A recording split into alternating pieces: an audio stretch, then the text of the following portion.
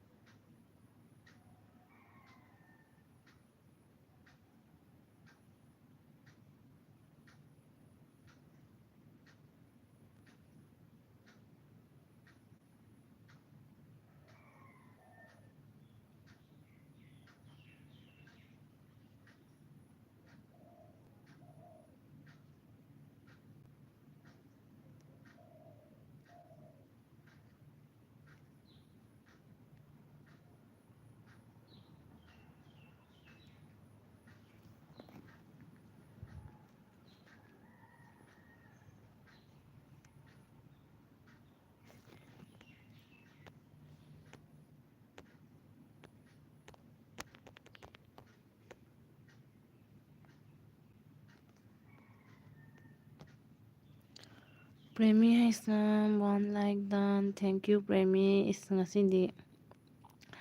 Agi live to ka jaubirare harauriye.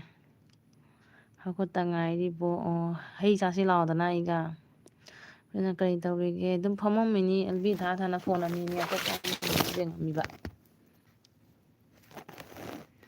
Premi na ngasai pung kya like tharange. Rena LP thajalaga tumi malene karim hairakdene. Hairисidi.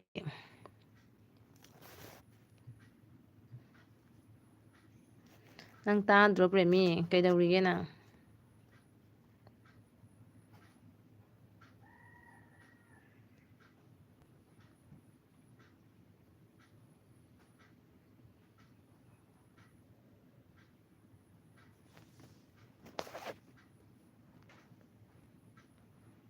Premi lairibo.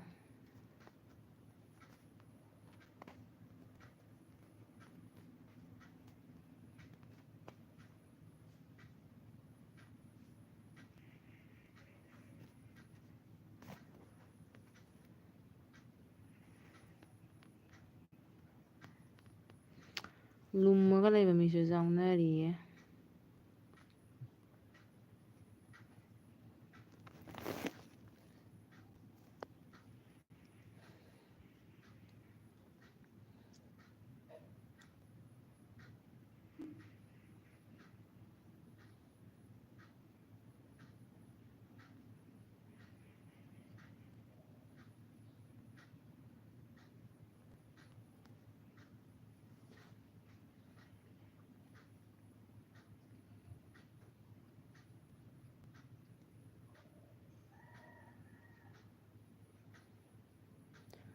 चार लोग हैं, comment करो, like भी करो.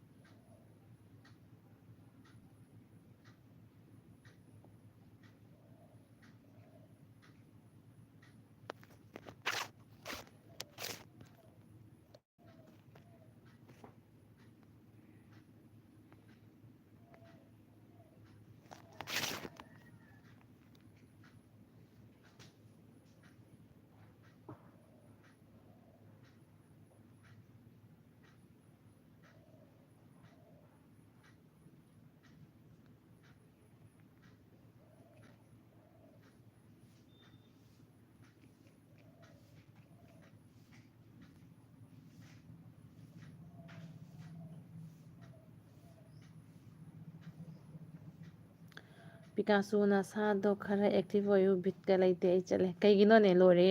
ꯃꯤꯗꯣ ꯂꯥꯛꯑꯒꯅꯤꯅꯦ active ꯑꯣꯏꯗꯣꯏꯗꯣ ꯃꯤ ꯂꯥꯛꯇꯅ ꯀꯃꯥꯏꯅ active ꯑꯣꯏꯗꯣꯏꯅꯣꯅꯦ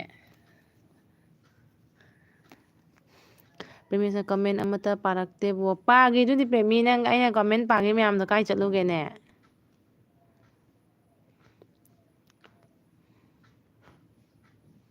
ꯅꯪ LB ꯌꯥꯎꯔꯦꯅꯦ ꯅꯪ LB ꯌꯥꯎꯔꯦꯅꯦ ꯊꯦꯡꯀ꯭ꯌꯨ ꯄ꯭ꯔꯦꯃꯤ ꯄꯤꯀꯥꯆꯨ ꯋꯥꯀ ꯉꯥꯡꯗꯦꯅꯦ ꯃꯦꯁꯦꯖ ꯂꯥꯛꯄ ꯎꯍꯧꯗ꯭ꯔꯦ ꯃꯤ ꯀꯅꯥꯝ ꯂꯥꯛꯇꯦꯅ ꯎꯪꯗꯅ ꯂꯩꯔꯨꯕꯗ ꯄ꯭ꯔꯦꯃꯤꯁꯅ 1 ꯗꯩ 2 ꯐꯥꯎ ꯊꯥꯈꯤ ꯄꯤꯀꯥꯆꯨ ꯇꯨꯝꯃꯤꯔꯣ ꯈꯪꯗꯦ ꯇꯨꯝꯗꯦꯍꯦ ꯄ꯭ꯔꯦꯃꯤꯁꯅ ꯀꯔꯤ ꯍꯤꯟꯖꯥꯡ ꯆꯥꯈꯤꯒꯦ ꯑꯩꯗꯤ ꯁꯧꯒ꯭ꯔꯤ ꯊꯣꯡꯕ ꯆꯥꯏ ꯅꯪ ꯀꯔꯤ ꯍꯤꯟꯖꯥꯡ ꯆꯥꯒꯦ ꯄ꯭ꯔꯦꯃꯤꯁꯅ ꯂꯥꯏꯛ ꯀꯣꯃꯦꯟ ꯃꯠ ꯀꯔꯣ ꯂꯥꯏꯛ ꯀꯃꯦꯟ ꯀꯔꯣ ꯊꯣꯝꯖꯤꯜꯂꯨꯔꯣ ꯍꯧꯖꯤꯛ ꯄ꯭ꯔꯦꯃꯤꯅ ꯄꯤꯀꯥꯆꯨ ꯅꯁꯥꯗꯣ ꯈꯔ ꯑꯦꯛꯇꯤꯚ ꯑꯣꯏ ꯕꯤꯠ ꯂꯩꯅꯕ ꯑꯦꯛꯇꯤꯚ ꯑꯣꯏꯅꯕ ꯋꯥ ꯉꯥꯡꯉꯧ ꯌꯦꯡꯒꯦ ꯄꯤꯀꯥꯆꯨꯅ ꯄ꯭ꯔꯦꯃꯤꯁꯅ ꯀꯣꯃꯦꯟ ꯑꯃꯠꯇ ꯄꯥꯔꯛꯇꯦ ꯁꯤꯇꯜꯒ 2 ꯂꯥꯏꯛ ꯊꯦꯡꯀ꯭ꯌꯨ ꯁꯤꯇꯜ ꯗꯥ ꯁꯩꯇꯁꯦ ꯃꯤ ꯑꯃꯒꯤ LBꯗ ꯎꯔꯝꯃꯤꯗ ꯖꯝꯖꯥꯡ ꯄꯥꯏꯊꯣꯔꯛꯏ ꯅꯨꯡꯕꯨ ꯅꯨꯡꯁꯤꯅꯦ ꯄ꯭ꯔꯦꯃꯤꯁꯅ ꯄꯤꯀꯥꯆꯨ ꯑꯩꯅ ꯀꯧꯈ꯭ꯔꯦ ꯄꯤꯀꯥꯆꯨ ꯑꯩꯈꯣꯏꯁꯦ ꯃꯤ ꯅꯠꯇꯔꯣ ꯃꯤꯅꯤꯅꯦ ꯅꯣꯏꯁꯦ ꯃꯤꯅꯤ ꯄꯤꯀꯥꯆꯨ ꯅꯪ FBꯗꯅꯦ ꯐ꯭ꯔꯦꯟ ꯔꯤꯀ꯭ꯋꯦꯁ ꯊꯥꯔꯛꯑꯝꯕ꯭ꯔꯥ ꯅꯪ ꯃꯥꯜꯂꯤꯕꯣ ꯄ꯭ꯔꯦꯃꯤꯁꯅ ꯃꯊꯛꯇ ꯂꯣꯏ ꯊꯥꯗꯣꯛꯂꯝꯃꯦꯅꯦ ꯃꯊꯛꯇꯩ ꯄꯥꯔꯛꯏꯗꯨꯗꯤ ꯅꯪꯒꯤ ꯍꯥꯟꯅ ꯂꯥꯛꯏꯁꯤꯡꯗꯨꯗꯤ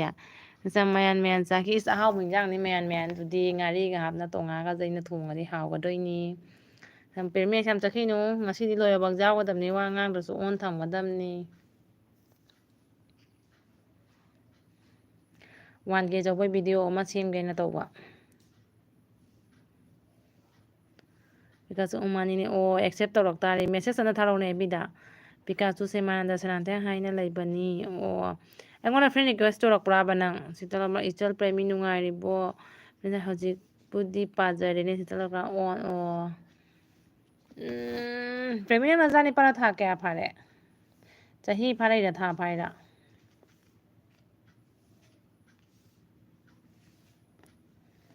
ꯁꯤꯇꯜ ꯅꯨꯡꯉꯥꯏꯔꯤ ꯗꯥ ꯒꯨꯔꯗꯦꯕꯁꯦ ꯍꯟꯗꯛ ꯅꯣꯡꯃꯅꯤꯅꯦ ꯑꯩꯅ ꯌꯨꯇ꯭ꯌꯨꯕ LB ꯊꯥꯕꯗ ꯂꯥꯛꯇꯦ ꯋꯥꯈꯜ ꯅꯨꯡꯉꯥꯏꯇꯗꯅ ꯂꯩꯔꯝꯃꯤꯅꯤ ꯑꯩ ꯄꯤꯀꯥꯆꯨ ꯇꯧꯅꯦ ꯑꯦꯛꯁꯦꯞ ꯇꯧꯔꯛꯏꯗꯨꯗꯤ ꯑꯣ ꯑꯦꯛꯁꯦꯞ ꯇꯧꯔꯛꯑꯕꯣ ꯀꯥꯎꯊꯣꯛꯎꯔꯦ ꯃꯦꯁꯦꯖ ꯇꯧꯔꯛꯎꯅꯦ ꯑꯗꯣ ꯏꯆꯜ ꯀꯩ ꯍꯤꯟꯖꯥꯡ ꯆꯥꯒꯦ ꯏꯆꯜ ꯀꯧꯏꯁꯦ ꯑꯩꯉꯣꯟꯗ ꯄ꯭ꯔꯦꯃꯤꯗꯔꯥ ꯗꯥ ꯁꯩꯇ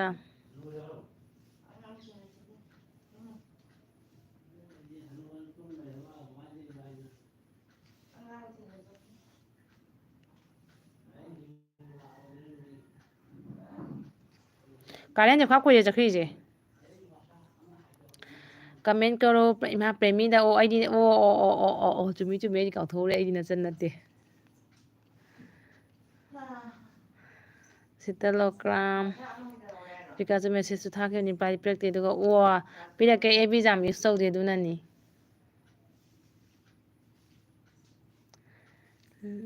ꯄꯤꯀꯥꯆꯨ ꯅꯪ ꯀꯥꯏꯗꯅꯣ ꯂꯩꯔꯤꯁꯦ ꯀꯥꯎꯗꯅ ꯀꯥꯔꯦꯟ ꯏꯌꯥꯡ ꯂꯥꯛꯎ ꯍꯥꯏꯅꯦ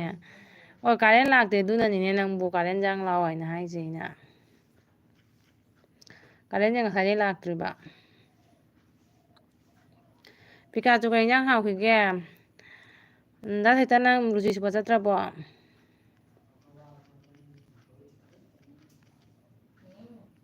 ꯏꯅꯦꯝꯕꯣꯛ ꯀꯩꯅꯣ ꯋꯥꯏ ꯉꯁꯤꯗꯤ ꯑꯩ ꯁꯤꯠꯀꯦ ꯊꯝꯃꯨꯗꯅ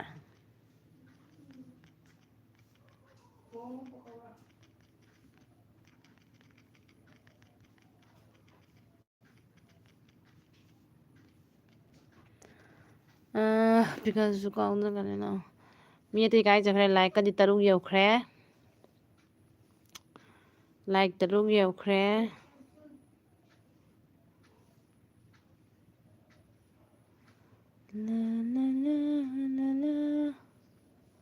ꯁꯔꯃꯥ ꯂꯥꯛꯇꯦ ꯊꯕꯛ ꯁꯨꯒꯦ ꯉꯥꯏꯈꯣ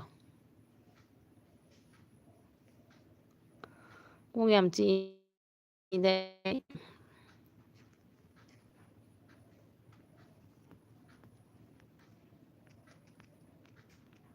ꯄ꯭ꯔꯦꯃꯤ ꯀꯥꯏ ꯆꯠꯈ꯭ꯔꯦ ꯄ꯭ꯔꯦꯃꯤꯅ ꯕꯣꯕꯤ ꯉꯥꯗ ꯅꯆꯤꯟ ꯅꯠꯇ꯭ꯔꯗꯤ ꯀꯔꯤ ꯀꯧꯒꯦ ꯕꯣꯕꯤ ꯉꯥꯗ ꯅꯆꯟ ꯅꯠꯇ꯭ꯔꯗꯤ ꯕꯣꯕꯤ ꯅꯉꯣꯟꯗ ꯅꯆꯟ ꯅꯠꯇ꯭ꯔꯗꯤ ꯀꯔꯤ ꯀꯧꯒꯦ ꯑꯣ ꯑꯩꯗꯤ ꯃꯥꯒꯤ ꯃꯆꯟ ꯅꯠꯇꯦ ꯏꯁꯄꯤꯁꯦꯜꯅꯤ ꯄ꯭ꯔꯦꯃꯤ ꯄꯤꯀꯥꯆꯨ ꯄ꯭ꯔꯦꯃꯤꯁꯤꯇ ꯃꯌꯥꯟ ꯊꯣꯡꯕ ꯆꯥꯏ ꯇꯦꯂꯣꯒ꯭ꯔꯥꯝ ꯅꯪꯗꯤ ꯇꯥꯜꯂꯣꯏꯅꯤ ꯍꯥꯏꯈꯤꯗꯥꯏꯅꯦ ꯑꯗꯨꯅꯤ ꯅꯪꯒꯤ ꯇꯥꯜꯂꯣꯏꯅꯤ ꯑꯗꯨꯅ ꯑꯩꯁꯨ ꯀꯥꯎꯊꯣꯛꯎꯔꯦꯕ ꯃꯤ ꯃꯃꯥꯡ ꯍꯥꯏꯗꯣꯛꯅꯔꯁꯤ ꯃꯤꯅ ꯑꯃꯨꯛ ꯃꯨꯟ ꯇꯣꯛꯀꯅꯤ ꯑꯩꯒꯤ ꯏꯄꯨꯔꯣꯏꯕꯗꯣ ꯄꯤꯀꯥꯁꯨ ꯑꯩꯁꯨ ꯇꯧꯗꯦꯗ ꯑꯩꯗꯤ ꯑꯟꯙ꯭ꯔ ꯄ꯭ꯔꯗꯦꯁꯇꯅꯤ ꯑꯣ ꯀꯔꯤ ꯖꯣꯕ ꯇꯧꯒꯦ ꯄꯤꯀꯥꯆꯨꯅ ꯔꯃꯦꯁꯅ ꯕꯣꯕꯤ ꯅꯣꯟꯗꯟ ꯅꯆꯟ ꯅꯠꯇ꯭ꯔꯗꯤ ꯀꯔꯤ ꯀꯧꯒꯦ ꯏꯁꯄꯤꯁꯦꯜꯂꯤ ꯏꯅꯝꯃ ꯀꯧꯔꯧ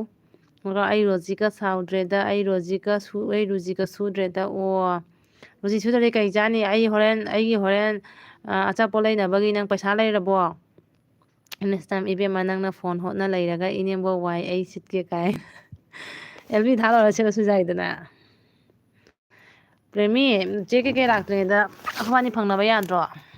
ꯕꯤꯀꯥꯁꯁꯦ ꯅꯃꯥꯏꯗꯣ ꯌꯥꯡꯅ ꯇꯥꯊꯣꯛꯎꯆꯣ ꯐ꯭ꯔꯦꯁ ꯑꯣꯏꯗ꯭ꯔꯦ ꯅꯪ ꯑꯩ ꯈꯪꯉꯤ ꯎꯏꯔꯤ ꯎꯏꯔꯤ ꯇꯧꯅ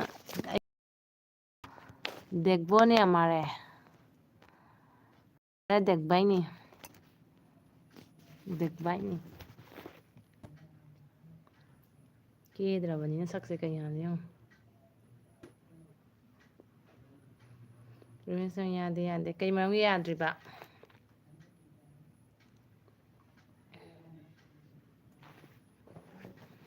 ꯎꯔꯕ ꯁꯛꯇꯤ ꯑꯦꯛꯇꯤꯞ ꯃꯥꯜꯂꯝꯒꯅꯤꯗ ꯑꯣꯏꯔꯝꯒꯅꯤꯗ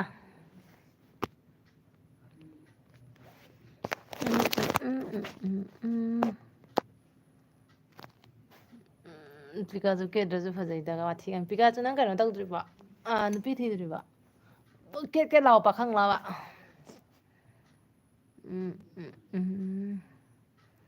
ꯃꯤ ꯅꯣꯏ ꯃꯌꯥꯝ ꯑꯩꯒꯤ ꯂꯥꯏꯐꯁꯦ ꯂꯣꯏꯕꯇꯪ ꯂꯩꯕꯤꯌꯨꯀꯣ ꯃꯤ ꯑꯅꯤꯃꯨꯛꯇꯪ ꯑꯣꯏꯁꯨ ꯂꯣꯏꯕꯇꯪ ꯁꯞꯄꯣꯔꯠ ꯇꯧꯕꯤꯌꯨꯀꯣ ꯆꯅꯨꯒꯗ ꯍꯥꯏ ꯏꯆꯦ ꯆꯅꯨꯁꯦ ꯂꯩꯀꯥꯏ ꯀꯣꯏꯔ ꯂꯥꯛꯏꯅꯦ ꯑꯩ ꯈꯪꯉꯦ ꯑꯩ ꯀꯅꯥꯅꯣꯝꯒꯤ ꯑꯗꯨꯏꯗ ꯑꯣꯏꯔꯝꯃꯤ ꯃꯥꯁꯨ ꯆꯅꯨ ꯅꯪ ꯉꯥꯛꯇꯪ ꯐꯥꯎꯗꯣꯛꯑꯝꯃꯤꯔ ꯉꯥꯛꯇꯪꯇ ꯂꯩꯀꯥꯏ ꯀꯣꯏꯕ ꯂꯥꯛꯑꯝꯃꯤꯔ ꯆꯥ ꯊꯛꯅ ꯀꯨꯏꯅ ꯂꯩꯔꯣꯏꯗ꯭ꯔꯥ ꯑꯩꯒꯤ ꯌꯨꯝꯁꯤꯒ ꯕꯤꯀꯁꯁꯨ ꯑꯩꯗꯤ ꯁꯤꯗ ꯋꯥꯏ ꯁꯤꯠꯂꯤꯅꯦ ꯋꯥꯊꯤ ꯉꯥꯡꯉꯦ ꯗꯤꯐꯦꯟꯁꯇ ꯂꯩꯔꯕ ꯅꯪꯁꯨ ꯔꯨꯃꯦꯁꯅ ꯌꯥꯏꯅꯦ ꯏꯆꯦ ꯀꯦꯀꯦ ꯂꯥꯛꯇ꯭ꯔꯁꯨ ꯅꯪ ꯍꯥꯟꯅ ꯂꯥꯛꯑꯣ ꯕꯦꯒꯇꯣ ꯄꯨꯅ ꯏꯁ ꯋꯥꯊꯤꯗꯤ ꯃꯥꯏ ꯕꯦꯒꯁꯦ ꯄꯥꯞꯒ ꯄꯨꯅꯤ ꯕꯦꯒꯁꯦ ꯄꯤꯗ꯭ꯔꯗꯤ ꯑꯩ ꯅꯣꯡꯃ ꯆꯥꯛ ꯀꯧꯔꯣ ꯑꯗꯨꯒ ꯂꯥꯛꯀꯦ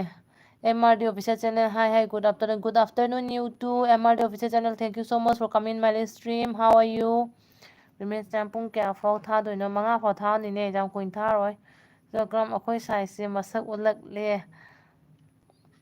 ꯄꯤꯀꯥꯆꯨꯅ ꯅꯨꯡꯁꯤ ꯍꯥꯏꯌꯦ ꯑꯝꯇ ꯎꯠꯂꯧ ꯅꯨꯡꯁꯤꯒꯦ ꯍꯥꯏꯌꯦ ꯑꯗꯨꯒꯗꯤ ꯎꯠꯊꯣꯛꯑꯕ ꯃꯤꯅ ꯃꯨꯟꯒꯗꯧꯔꯦ ꯀꯃꯥꯏꯅ ꯇꯧꯅꯤ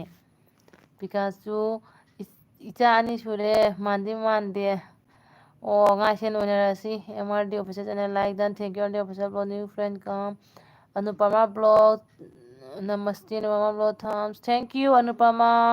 मेरी लाइव स्ट्रीम पर ज्वाइन करने के लिए सभी लोगों को अनुपमा के साथ ज्वाइन करो एमआरडी ऑफिशियल चैनल के साथ ज्वाइन करो चनु कोंथो उन्नति ही अनिमक इचेनीदुना अनिमक्ता लाइनी कायदेदा आई वारौदेदा आई उरमेबा दो सम हारिमिदा ꯃꯔꯣꯜ ꯃꯔꯤ ꯈꯛ ꯆꯪꯉ ꯖꯣꯏꯟ ꯇꯧꯔꯗꯤ ꯇꯧꯁꯜꯂꯨ ꯄ꯭ꯔꯦꯃꯤꯁꯅ ꯍꯌꯦꯡ ꯂꯥꯛꯑꯣ ꯑꯗꯨꯗꯤ ꯌꯥꯔꯣꯏ ꯑꯗꯨꯗꯤ ꯁꯇꯔꯗꯦꯒ ꯁꯟꯗꯦꯒ ꯅꯠꯇ꯭ꯔꯗꯤ ꯑꯉꯥꯡ ꯕꯟ ꯂꯩꯇꯦ ꯅꯈꯣꯏ ꯀꯣꯟꯅ ꯂꯥꯛꯀꯦ ꯇꯣꯂꯣꯞꯀ ꯂꯥꯛꯑꯒꯦ ꯁꯟ ꯍꯧꯖꯤꯛ ꯄꯩꯁꯥ ꯂꯩꯇ꯭ꯔꯦ ꯄꯩꯁꯥ ꯌꯥꯝ ꯋꯥꯠꯂꯦ Anupama new come thank you I know you are newcomer so welcome in my live stream Anupama plus MRDG come MRD official channel Anupama come Ramesh Nahai Anupama where are you from MRD official channel आप कहाँ से हो MRD official blue please yeah of course I'll give you blue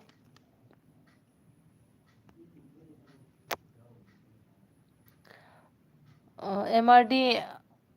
I have given you blue is scam or not see Anupama MRD same ꯁꯤꯇꯂꯣ ꯀ꯭ꯂꯥꯝ ꯅꯨꯡꯁꯤꯕꯤ ꯑꯃꯨꯛ ꯂꯥꯛꯀꯦꯀꯣ ꯀꯥꯏ ꯆꯠꯂꯨꯒꯦ ꯍꯥꯏꯕ ꯑꯣꯟꯅꯤ ꯊꯝꯃꯝꯃꯣ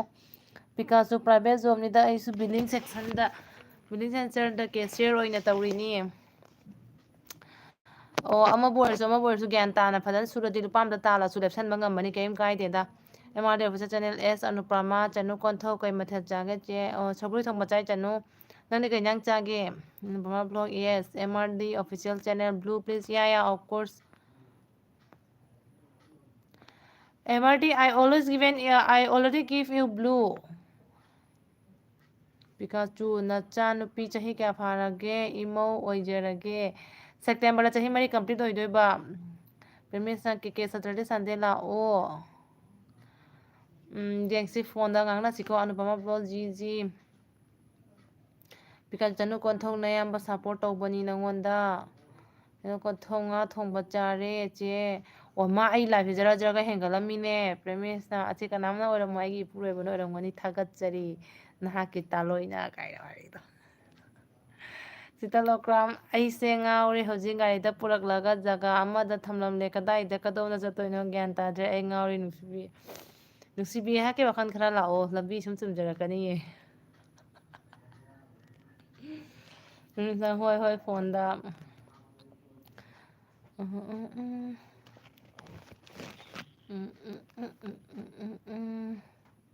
ꯄ꯭ꯔꯦꯃꯤꯅꯗꯤ ꯀꯩ ꯏꯟꯖꯥꯡ ꯆꯥꯒꯦ ꯆꯅꯨ ꯊꯣꯛꯈ꯭ꯔꯕ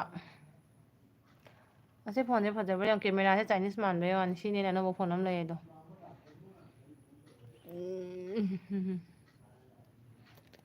ꯆꯠꯂꯨꯀꯥꯟꯗ ꯕꯤꯀꯥꯖꯨ ꯕ꯭ꯔꯣ ꯊꯦꯡꯀ꯭ꯌꯨ ꯁꯞꯄꯣꯔꯠ ꯇꯧꯕꯤꯕꯒꯤ ꯄꯤꯀꯥꯆꯨ ꯑꯦꯕꯤꯇꯥ ꯅꯪ ꯁꯥꯏꯒ ꯔꯣꯃꯥꯟꯁꯇꯨꯗꯤ ꯑꯩꯗꯤ ꯊꯤ ꯆꯥꯛꯆꯩ ꯀꯅꯥꯒꯤꯅꯣ ꯄꯤꯀꯥꯆꯨ ꯀꯅꯥꯏ ꯔꯣꯃꯥꯟꯁꯅꯣ ꯆꯅꯨ ꯀꯣꯟꯊꯧ ꯂꯩ ꯆꯦ ꯑꯩ ꯑꯣ ꯆꯅꯨ ꯆꯦꯞꯇꯥꯗ ꯃꯃꯤꯠ ꯅꯥꯏꯌꯦꯗꯣ ꯐꯔꯕ ꯍꯧꯖꯤꯛ ꯃꯃꯤꯠ ꯅꯥꯕ ꯌꯥꯝ ꯇꯧꯅꯔꯤꯕ ꯑꯩꯈꯣꯏ ꯑꯉꯥꯡꯒꯤ ꯁ꯭ꯀꯨꯜꯗꯁꯨꯅꯦ ꯃꯃꯤꯠ ꯅꯥꯟꯅꯕ ꯃꯤ ꯃꯌꯥꯝꯁꯤꯅ ꯀꯩꯅꯣꯅꯦ ꯃꯌꯥꯟ ꯃꯌꯥꯝ ꯊꯣꯡꯕ ꯄ꯭ꯔꯦꯃꯤ ꯋꯥꯔꯤ ꯐꯕꯅꯤ ꯋꯥꯔꯤ ꯈꯔ ꯂꯤꯔꯛꯑꯣ ꯋꯥꯔꯤ ꯁꯥꯟꯅꯁꯤ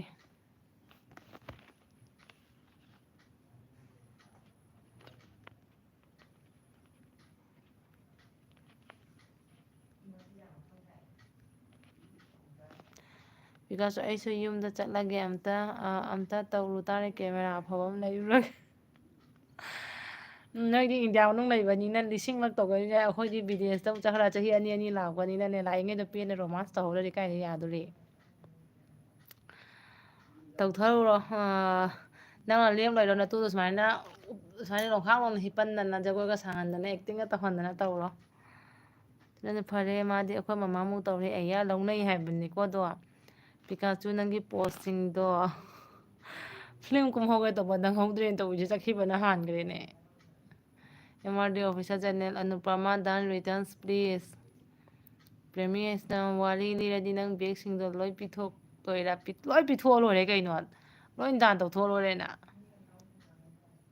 ꯄꯤꯀꯥꯁꯨ ꯄꯦꯟꯗꯕꯅꯤ ꯅꯪ ꯋꯥꯔꯤꯁꯤꯕꯨ ꯅꯪꯅ ꯐꯝ ꯂꯩꯔꯣ ꯅꯣꯏ ꯅꯨꯄꯤꯅ ꯃꯅꯤꯡꯉꯣꯟꯗꯩ ꯉꯥꯊꯍꯜꯂꯣ ꯑꯗꯨꯒ ꯐꯣꯇꯣ ꯑꯃꯨꯛ ꯅꯝꯃꯣ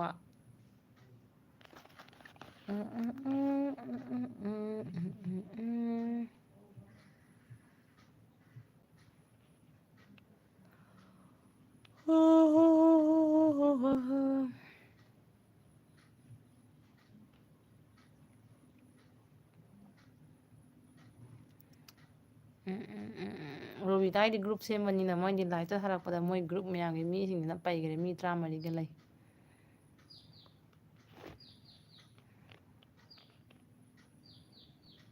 ꯄꯤꯀꯥꯆꯨ ꯅꯪ ꯑꯩꯈꯣꯏ ꯒ꯭ꯔꯨꯞꯇ ꯌꯥꯎꯗ꯭ꯔꯣ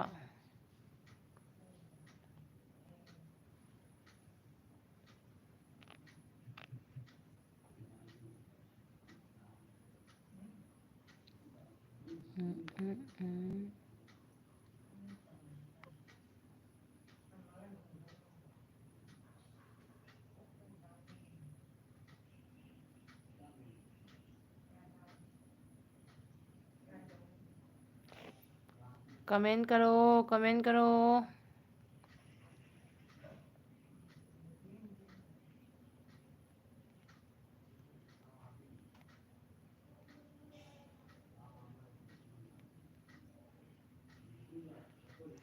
ꯄꯤꯀꯥꯆꯨ ꯅꯣꯏ ꯅꯨꯄꯤꯗꯣ ꯀꯥꯏ ꯅꯤꯡꯉꯣꯅꯣ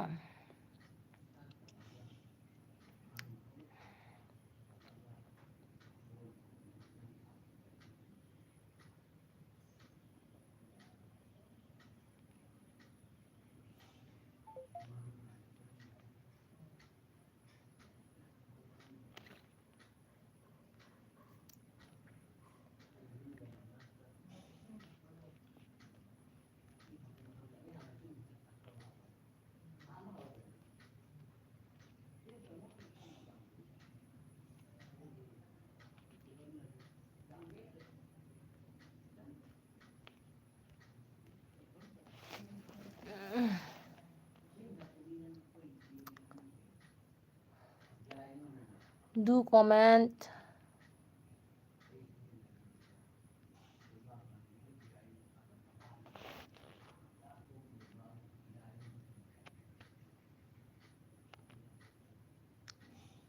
ꯄꯨꯡ ꯑꯃꯈꯛꯇꯪ ꯂꯦꯞꯄꯗ ꯂꯣꯏ ꯆꯞ ꯆꯞ ꯂꯦꯞꯄꯤꯅꯦ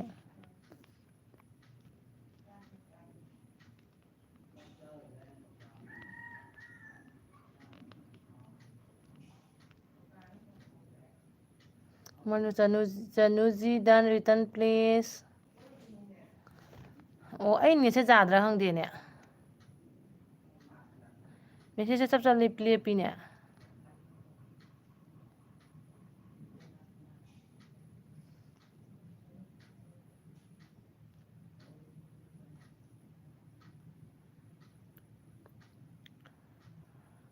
MRD official Chanuji MRD official ने ज्वाइन करने के लिए बोला रही है अभी ज्वाइन करो पिकाचू यारेंगो नो ngam khangde aibu ke ngamo jona premier exam jagoi sana chen tho khino chenu kono group ki mi te lang tro che lang te ne MRD official channel Pikachu ji kam Pikachu nang out of country da le ai nan te khon pa ja out of country da le ba out of India da Misa kanagi number mi tramari रही है bu रोपिता kitchen की Anupama blogs 1 2 3 MRDG return करती हूँ नौसाबा का इसे वो भी करेंगे चागे नौसाबा thank you for coming in my live stream I sorry थोंग बचाई पिकाचू आई ग्रुप मथौ तादेदा चैनल सु कई तौनी पिकाचू कनकपुर निंगोल नि जनु कंथो MRD हाई प्रेमियसना पिकाचू जयपुर गिनी ओ खुन मसेनी नुंगारमनी दो प्रेमियसना ना हाई आगरे MRD official Chanuji done return please MRD official new friends come 5 ID thank you MRD आपका 5 ID हो तो मुझे सपोर्ट करना और जो LB पर आया है वो न्यू कमर फ्रेंड को भी ज्वाइन करना है MRD बहुत language this one whatever I'm speaking now this is Manipuri language our mother tongue language phone दो हुंदो खरो हुंदोकपना फनद्रा नी नुंगाइता तौरंगदेने पिकाचू खंगद्रे फरगा थमु कमेंट सिंगदो चेनखिदना नतेने कमेंट सिंग चप चप लेपना लईबने तनु कोन MRD okay Anupama blog 1 MRDG return कर दिए hi please Anupama for new Qamar with 7 ID thank you Anupama आपका 7 ID हो तो मेरे चैनल को भी सब्सक्राइब कीजिए MRD official thanks Anupama blog भी हो गया अन भी हो गया मतलब क्या अन भी हो गया मतलब क्या है मेरा अभी मेरा ना उस दिन और जो ललित पाठक जी बयान है मुझे 1K करा लिया है उसके बाद माइनस YT ने करा दिया है 20 माइनस कर दिया है YT ने ऐसा ही होता है प्रेमियर से वो भी यही ठोक लेकर बाय बाय बाय लंग ठोक क्या नो ओका ओका दोन चांग मारे फोन तौर ये गोंदा ओके प्रेमियर से बाय बाय 이제 마이도 하울이랑 거 뭐. 아니요. 마이도 하울이라 봐. 마이도 하울도 더 비잖아 봐. 프리미어사 거기 남랑 저게 아니노.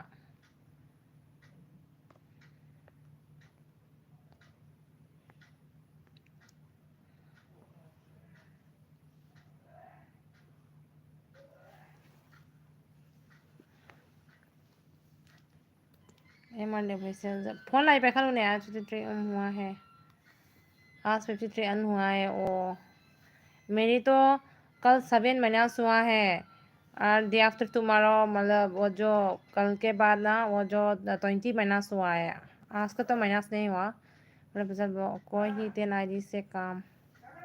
पिकाचू प्रेमी तो फाउने अमतंग प्रेमी काय चखरे अदो आइदी आई इपुरबा सहित अदुसु काय चखरे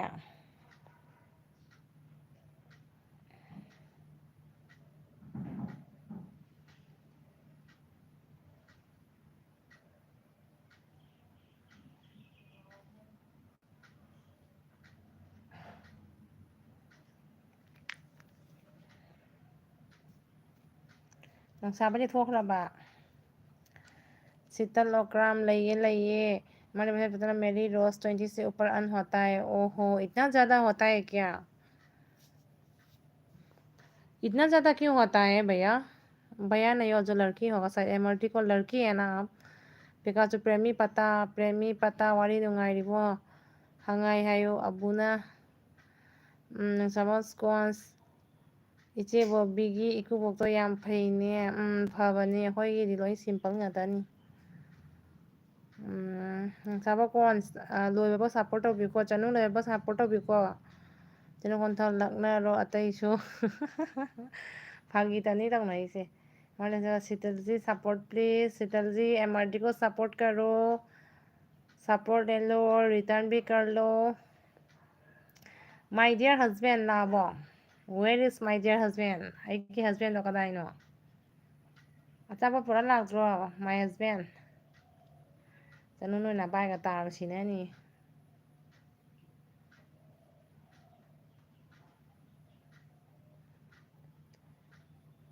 ꯑꯩꯗꯤ ꯉꯥꯎꯔꯤ ꯅꯪꯒꯤ ꯋꯥꯈꯜꯗ ꯀꯅꯥꯗ ꯀꯩꯅꯣ ꯇꯧꯔꯤꯅꯣ ꯈꯪꯕ꯭ꯔꯥ, ꯑꯦꯝ ꯇꯧꯔ ꯁꯩꯅꯣ ꯈꯪꯕ꯭ꯔꯥ? ꯕꯤꯀꯥꯖꯨ ꯁꯤꯡꯒ꯭ꯔꯖꯥꯠꯅꯤꯅꯦ, ꯁꯤꯡꯒ꯭ꯔꯖꯥꯠꯅꯤꯌꯦ ꯃꯔꯣꯟ ꯂꯣꯟꯕ ꯅꯨꯄꯤꯁꯦ꯫ ꯀꯩꯗꯧꯔꯒꯦ ꯍꯥꯏꯁꯦ ꯄꯤꯀꯥꯆꯨ? ꯅꯨꯡꯁꯥꯕꯒ ꯂꯩꯔꯤ ꯏꯆꯦ ꯕꯣꯕꯤ, ꯑꯥꯏ ꯑꯦꯝ ꯗ꯭राꯏꯚꯤꯡ꯫ ꯑꯣꯍꯣ, ngasisu nang नुपी के हैंगा पे चली रो एमआरडी मुझे चले वाईटी का सपोर्ट आईडी लेने का रूल्स नहीं है इसलिए अन कर देता है। ओहो, एमआरडी आप कहाँ से हो? जो मणिपुरी फ्रेंड्स आया है ना वो लोग के साथ भी कनेक्ट करो।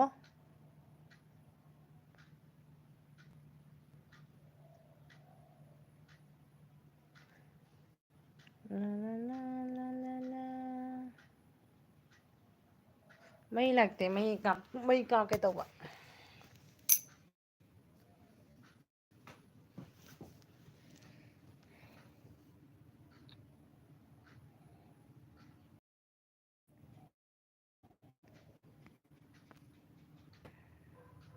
फजना उद्रो जा मम्मी लाउथोई मुकी दुगाइनो हमारे बचा तेजपुर ओ एम ब्लॉग्स अबो एमआरडी। थैंक यू एमएमबी मेरे एलबी पर आने के लिए। पिकाचू चनु नंग आइना भूत नाउ हाइना मिंग थोनबीरनी ओके हैग्रपोनी चनु से एक्टिंग तौबा नुसाबा फिल्म येंबा लोरे पारी मुमुबा हेलो हेलो चे सोनिया आइना वारी सानागेना खलम्मिनी अदो फोन तौरगे आइजे एमडी चैनल एमएमबी लगा एमआरडी ऑफिशियल पिकाचू एक्टिंग दी ओके नी चनु मीने हेग येंबा नुंगाइबा फावली ओइमा मादी हांबगा दुम 1K हेनग्रबनीबो पारी मोम 28 लाइक दान थैंक यू पारी मोम नेट प्रॉब्लम खरा ओइरे नेट से निंजरी प्रॉब्लम तो ngasa ayuk tai di mayam puna mak LB yang lebani ne SB Homer like dan thank you SB Homer hi MRD thank you SB Homer मेरी life पर आने के लिए। ज्वाइन करो return दो प्रेजेंट ब्लॉग्स एंड कुकिंग तुम मबो ही फिल्म ने एलबी धारम बनीदा प्रियदर्शनी थैंक यू आई लाइफ ज्वाइन तौरदमा एमएमबी ब्लॉग्स ममा बुक करो हलांग एमएमबी क्या लैंग्वेज से जो आप बोल रही है मुझे तो समझ में नहीं आ रहा है। चलो कौन हाँ भूति थोकलो कनो एकदम तो किसी को ऐसे Homer Radhe Radhe Radhe Radhe Priyadarshini blogs like thank you ऐसे होमर हाय प्रियदर्शनी प्रियदर्शनी चेरो बिसु लाइव थारा म ओइने आई जॉइन तौरक्ट्रा बाई थाम बदुगा मोबाइल हम जॉइन तौगे तौवा सोना जॉइन तौना लेबदुगा दिसिगा पाबदो प नुंगाइरो येने आई जॉइन तौरक्ट्रा बा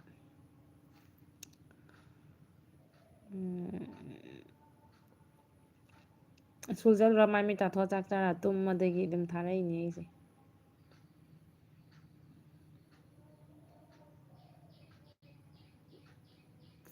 आई माइगा से कथा लारे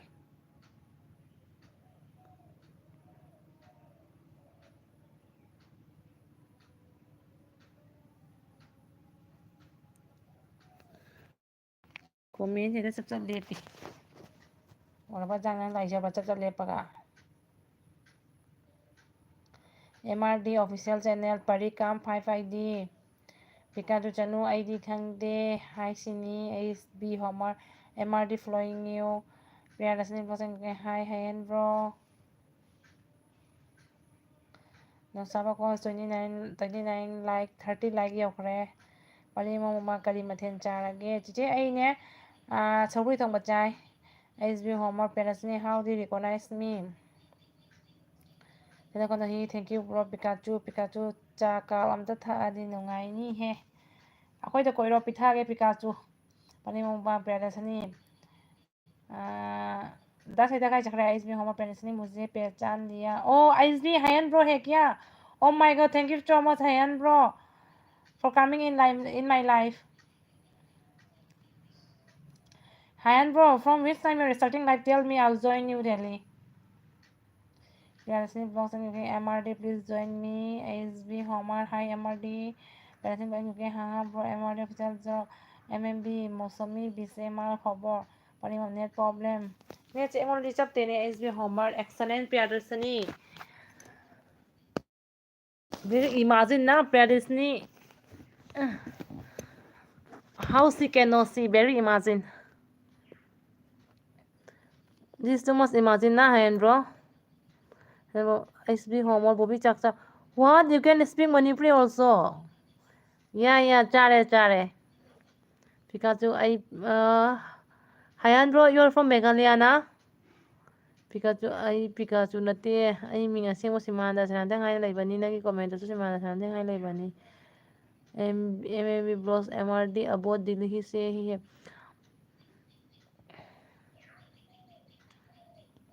Motivation channel Om Priya Chanu Pando Bro Pikachu now Chanu Haina Tho Luko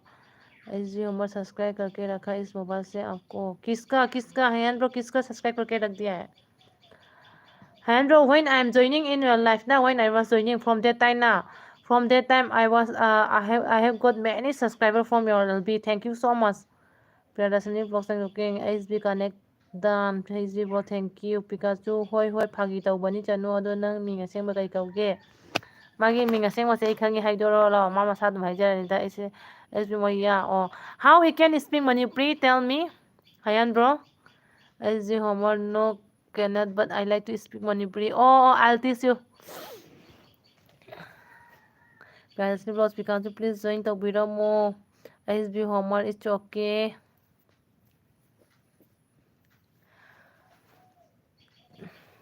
how I came one kid I'll explain see from Hayan bro now from Hayan bro live and Lalit Pathakji bro is there for both of you like I was joining now from there I have becoming 1K thank you so much पानी मोम मुकबांग सब लोग एक दूसरे का support कीजिए support करो और रिटर्न भी करो ऐसे Umar I am going to support your channel wait या प्लीज सपोर्ट माय चैनल हयन ब्रो हेलो ब्रो एमिंग प्रियंका कवी सिंपल किचन की दुनिया है एवरीवन सिंपल किचन की दुनिया धन्यवाद मेरी लाइफ पर आने के लिए शुक्रिया एसबी होमर हाय मैम नुंगाइरिबो means how are you Nungai, if I will ask to you Nungairi, but then you should give me answer Nungairi. It means I am fine. SB Homer, support please. Hayan bro, Nungairi bo, tell me Nungairi. Listening person cooking. Hayan bro, please support me. Simple kitchen की दुनिया, please new come. सब लोग simple kitchen की दुनिया के साथ भी connect रखो और रिटर्न ले लो पिकाचू अच्छा nice name listening cooking channel please connect Chanu, you please connect with Priyadarshini blog also. Simple kitchen की दुनिया सुनाई नहीं दे रहा है क्यों आवाज नेट का प्रॉब्लम है क्या आवाज सुनाई नहीं दे रहा है क्या अभी भी सिंपल किचन की दुनिया अभी सुनाई दे रहा है क्या देखो तो Priyadarshini you all are very thankful for coming in my live stream I'm very happy to see you all Priyadarshini blog say mom ay makonje ta drop Priyadarshini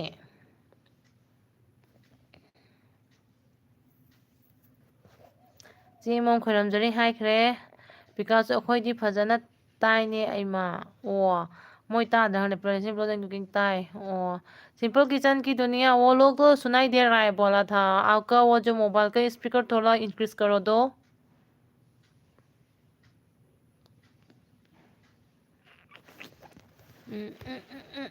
망원 덮게 망원다 덮게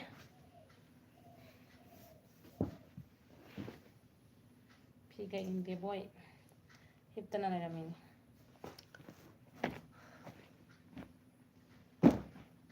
이거 까이자 그러게 이게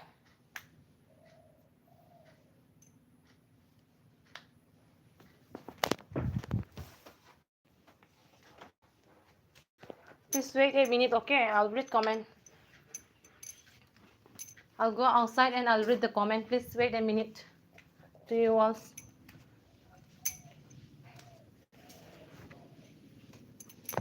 Mangon thobani na ngala hauji. Comment kai jawre. Janu Kontho, okay, Priyadashini, okay, MRD official channel Priyaji, then return please. Pani mama ai bazaar chaloge thabak tauri ko on the thamge ko haurani chi suni agi wa bazaar dani thabak tauri ga aduni ga dane ga sang modi pha pha gi bu. Hand videos I have done one. Thank you hand bro. Thagatari means thankful. Hand videos hi MRD nang sabi ko ichi Bobby ima Robita lang hayawi yay nang sayo chi Robita yawo rami ay phone ni subani na ijengam me ba ko. Hand videos same Bobby done. Thank you too much. MMB blogs hi guys. Mon Marie Dongo. MMB can you speak Hindi or English? Let's see okay MRD MRD return pakka hai. Videos going to open another ID. Yeah if you have many IDs then please support to me and to others friends also. MRD official channel new friends come 5 ID. Hand videos MRD come 10. MRD official job hi hand hi hayan ada ma khobor pare mama Bobby ke hai ge. MRD official channel dan nang ada क्या language से रे मुझे तो समझ में नहीं आ रहा है हैंड इज MRD खाना खाया क्या hand videos no return full support hand videos Radhe Radhe hand video Radhe Radhe यही फरे बोलो ना हैंड ब्रो यू से यही फरे पारी मो मुकबांग बाय बाय पुनः बाय बाय चे पारी मो मुकबांग ची सुनिया आता ना जाबुरा मिली थाका cherry hand videos hello guys Panasonic cooking on MRD official channel ID Gaula Ada Nang. What language is this? I can't understand re. Parents ni moina priya moina ngang is kai language no khang bara ai ko ka ngawi bo. Lang saba su chakra man entra an kai no di. Picasso do kai chakra.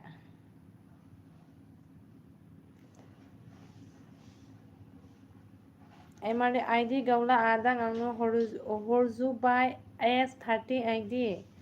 30 ID से connect करना है क्या 30 ID है क्या आपका 30 ID से connect करो मैं बहुत खुश होगा 10 hay tara su sakra mane ne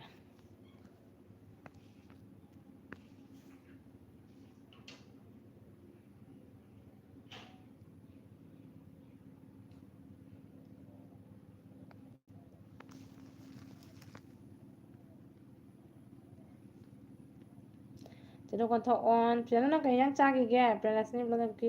moi da hayo engo da ka support to hallo आप प्रियदर्शनी ब्लॉग के साथ भी ज्वाइन कीजिए those who are not joining with Priyadarshini please go and join with Priyadarshini blogs MRD official channel जी खा लिया है जी पानी में ऊपर बाजार चला को होय जी सोनिया चलो पैसे बोले के 10 सैता लामब्रानी मला मी फा कोई जाव मी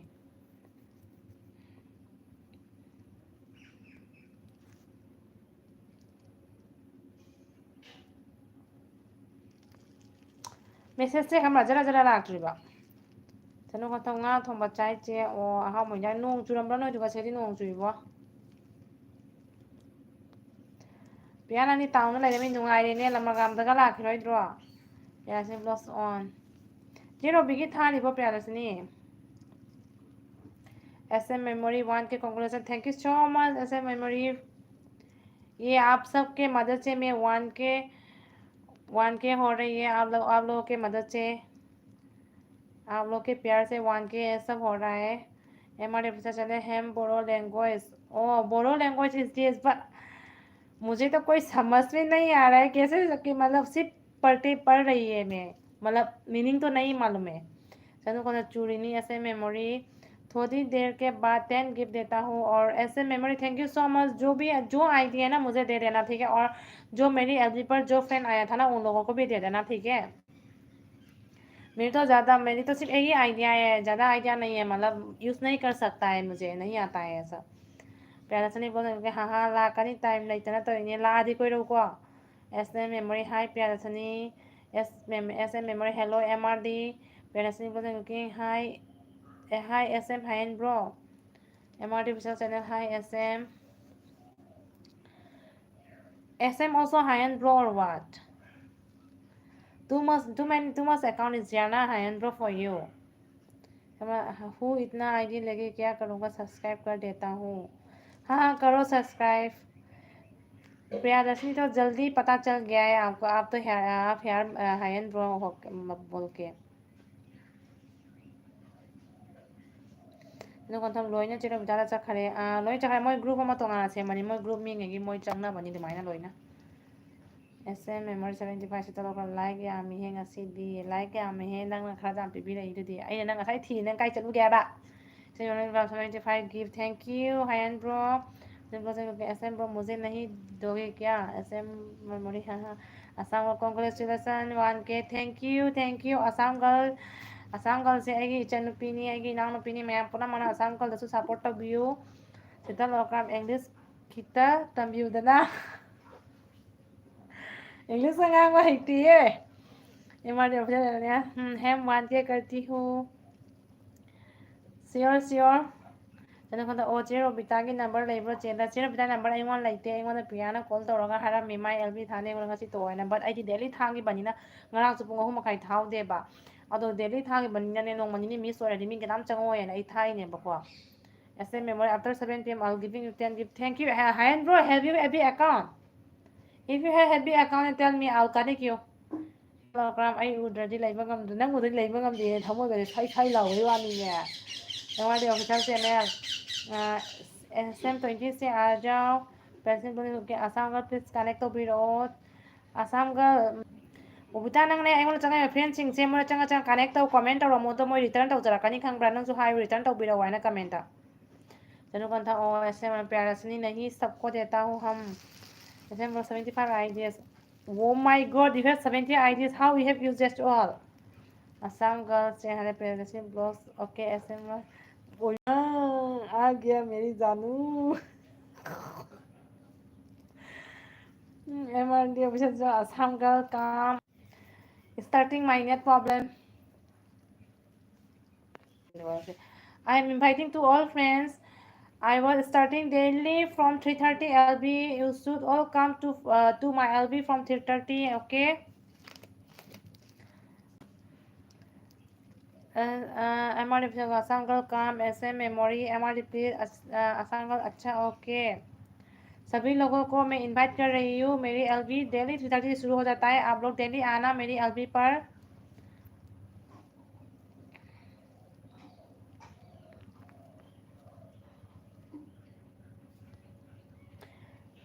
ऐसे मेरी एमआरडी प्लीज मतलब क्या मुझे समझ में नहीं आया अच्छा अच्छा ओके ऐसे memory do you want to create account और व्हाट या I wanna create new account but how I'll make this one I don't know Singze Sengma 33 like done thank you MRD official channel SM Handbro you're too much good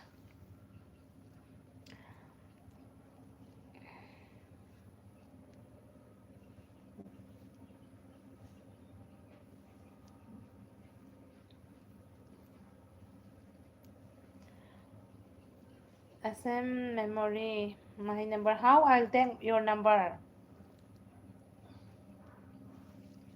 okay I'll do screenshot okay after LB I'll SMS you I'll text you okay ꯅꯪ ꯑꯇꯣꯞꯄꯗꯒꯤꯁꯨ ꯆꯠꯄ꯭ꯔꯣ ꯑꯇꯣꯞꯄꯗꯒꯤꯁꯨ ꯆꯠꯄ꯭ꯔꯥ ꯍꯥꯏꯗꯤ ꯑꯩ ꯒ꯭ꯌꯥꯟ ꯇꯥꯗ꯭ꯔꯦ as I have understand now I have a screenshot I'm taking a screenshot now after finish LB I'll text you okay MR channel SM 90 row egg or dong again starting again starting their language this message help for review view message MRD official channel Senji Kam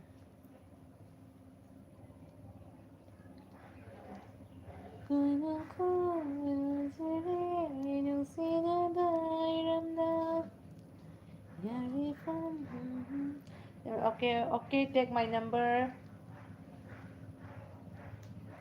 This is WhatsApp number ना. This boy Lalit, thank you. आज से मिला था ना ललित, वो जो ललित पतंग जी के लाइव पर आज से मिला था ना हम दोनों. थैंक यू मेरे लाइव पर ज्वाइन करने के लिए. दिस बाय हाँ ऐसे memory S. This by Lalit the जो मेरे मणिपुरी फ्रेंड आया पे कनेक्ट करो, वो लोग भी रिटर्न करेगा आपको.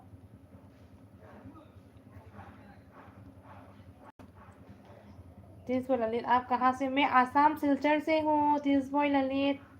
आप कहाँ से हो?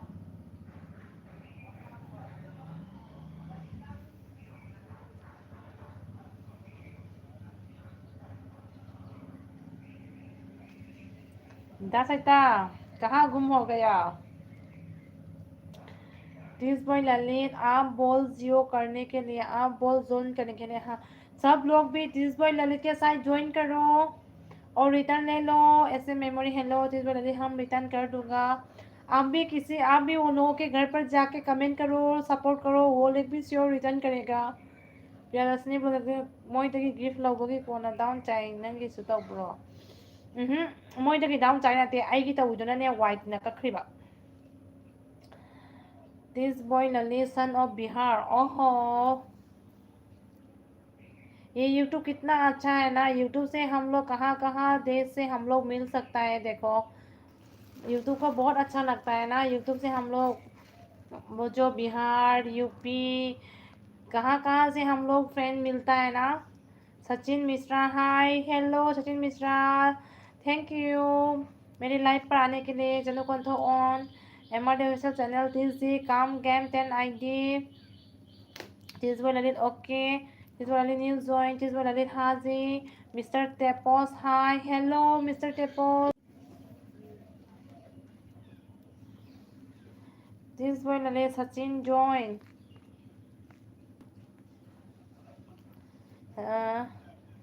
ꯅꯪꯒꯤ ꯁꯕ ꯗꯥꯎꯟ ꯆꯥꯗ꯭ꯔꯣ? ꯑꯩ ꯗꯥꯎꯟ ꯆꯥꯗꯦ. ꯑꯩꯒꯤ ꯅꯍꯥꯟ ꯈꯛꯇꯪ ꯗꯥꯎꯟ ꯆꯥꯏ. ꯅꯍꯥꯟ 1K ꯌꯧꯕ ꯅꯨꯃꯤꯠꯇꯣ ꯑꯗꯨꯒꯩꯗꯨꯗꯤ ꯄꯨꯔꯥ 22ꯅꯤ ꯗꯥꯎꯟ ꯆꯥꯈ꯭ꯔꯤꯕ. ꯑꯗꯣ ꯉꯁꯤ ꯉꯔꯥꯡꯅ 5 ꯈꯛ ꯗꯥꯎꯟ ꯆꯥꯏ. 1K ꯌꯧꯔꯛꯄꯗꯗꯤ ꯑꯩ ꯗꯥꯎꯟ ꯆꯥꯏꯁꯦ. ꯑꯗꯣ ꯂꯍꯥꯟꯈꯩꯗꯤ ꯑꯗꯨꯝ 1 ꯑꯃ ꯑꯅꯤꯇꯅꯤ ताइबा अतै ꯌꯥꯝꯅ तादे. सेंगजेंग सेंगमा हमको भी ब्लू नहीं दे. MRD ऑफिसर चैनल हाँ ब्लू दे रहा हूँ आपको. सेंगजेंग सेंगमा हमने आपको ब्लू दे दिया है. आ रहा है कि नहीं देखो तो. MRD ऑफिसर चैनल मिस्टर टेपोस काम प्रमोद आर blog 143 join done thank you. This boy Lalit news join कर दो. मैं आपको ब्लू दे रहा हूँ. आप भी उन लोग नया फ्रेंड के साथ ज्वाइन कर दो. ज्वाइन कर लो. वो लोग भी आपको ज्वाइन करने के लिए आएगा. ठीक है हमें आपको ब्लू दे रहा है. देखो दे दिया है मैंने. प्रेजेंट ब्लॉग चैनल ꯑꯩꯒꯤꯗꯤ ꯍꯦꯟꯒꯠꯂꯨꯏ ꯍꯥꯏꯕ ꯌꯥꯗ꯭ꯔꯦ ꯀꯩꯒꯤꯅꯣ ꯈꯪꯗꯦ. 4 5 10 ꯗꯥꯎꯟ ꯆꯥꯅ ꯂꯩ ꯑꯗꯨꯝ ꯍꯦꯟꯒꯠꯄ ꯉꯝꯗ꯭ꯔꯦ. ꯀꯩꯒꯤꯅꯣ ꯈꯪꯕ꯭ꯔꯥꯗꯣ ꯑꯩ ꯃꯤꯒꯤ ꯂꯥꯏꯐ ꯌꯥꯝ ꯌꯥꯎꯗ꯭ꯔꯤ. ꯀꯩꯒꯤꯅꯣ ꯈꯪꯕ꯭ꯔꯥ ꯑꯩ ꯍꯧꯖꯤꯛ 1K ꯐꯥꯝ ꯂꯩꯖꯕꯣꯠꯇꯅꯤ ꯌꯥꯎꯏꯕ. ꯑꯩꯅ ꯍꯥꯟꯅ ꯅꯧꯔꯤꯉꯩꯗ ꯀꯤꯟꯇꯨ ꯑꯩꯗꯨꯅ ꯊꯧꯖꯟꯕꯗꯤ ꯅꯠꯇꯦꯀꯣ. ꯕꯠ ꯑꯩ ꯋꯥꯁꯦ ꯂꯧꯅꯤꯡꯉ ꯂꯧꯅꯤꯡꯉ ꯇꯣ ꯑꯩꯒꯤꯗ ꯇꯧꯈꯤꯕꯗꯣ ꯑꯩ ꯍꯥꯏꯅꯤ. ꯃꯤꯒꯤꯗꯤ ꯑꯩ ꯈꯪꯗꯦ. ꯃꯤꯒꯤ ꯂꯥꯏꯐꯁꯦ ꯉꯥꯏꯍꯥꯛꯇꯅ ꯑꯩ ꯑꯗꯨꯝ ꯌꯥꯎꯅꯅꯦ ꯑꯗꯨꯝ ꯌꯥꯎꯅ ꯑꯗꯨꯝ ꯂꯥꯏꯐꯁꯦ ꯃꯊꯪ ꯃꯊꯪ ꯃꯊꯪ ꯃꯊꯪ ꯌꯥꯎꯕꯁꯦ ꯋꯥꯆ ꯇꯥꯏꯝꯁꯨ ꯇꯥꯏ ꯄ꯭ꯂꯁ ꯁꯕꯁꯀ꯭राꯏꯕꯔꯁꯨ ꯇꯥꯏ. ꯑꯩꯒꯤꯗꯤ ꯑꯗꯨꯃꯥꯏꯅ ꯇꯥꯒꯦ. ꯑꯗꯨꯅ ꯑꯩ ꯑꯣꯈꯥꯛ ꯀꯨꯏꯅ ꯃꯤꯒꯤ ꯑꯦꯜꯕꯤ ꯌꯥꯎꯔꯨꯗ꯭ꯔꯤꯗꯣ ꯑꯗꯨꯒꯤꯗꯃꯛꯇ ꯌꯥꯎꯔꯨꯗ꯭ꯔꯤꯅꯤ. ꯑꯗꯣ ꯑꯇꯩꯒꯤꯗꯤ ꯑꯩ ꯍꯥꯏꯕ ꯉꯝꯗꯦ. ꯕꯠ ꯅꯪꯅ ꯍꯪꯉꯕꯅꯤꯅ ꯑꯩꯒꯤ ꯄ꯭ꯔꯣꯕ꯭ꯂꯦꯝꯗꯣ ꯅꯉꯣꯟꯗ ꯁꯤꯌꯔ ꯇꯧꯔꯤꯅꯤ. Pramod art blog 1 like done thank you Pramod. मैं आपको भी ब्लू दे रहा हूँ. आप भी उन लोगों के साथ ज्वाइन कीजिए.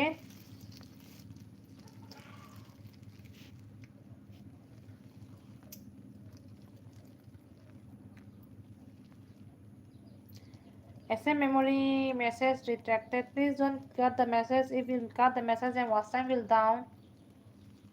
Please I requested to all. Please don't cut the message.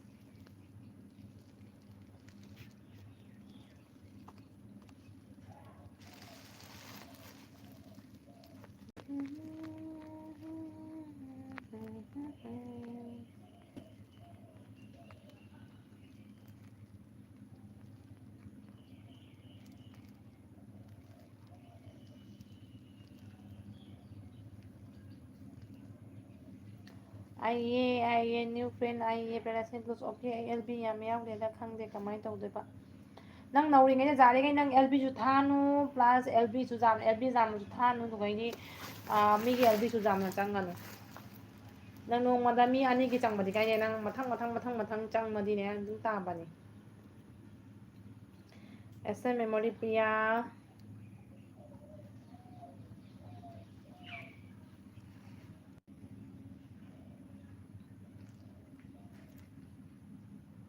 Present Bro Thailand Bro Pikachu Mapan Thorei Nang Mapan Thorei Mapan Thoga nang ngale imong adum laisenbara tallaba ऐसे में सावधान तो होता ही टेंशन ना लो आगे चलते रहो of course will go along this distance na SM bro saying okay bro SM bro hi bro please you don't count the message okay SM memory मेरा 3 महीना में 1K 6 महीना में 2K oh my god really how is done please teach me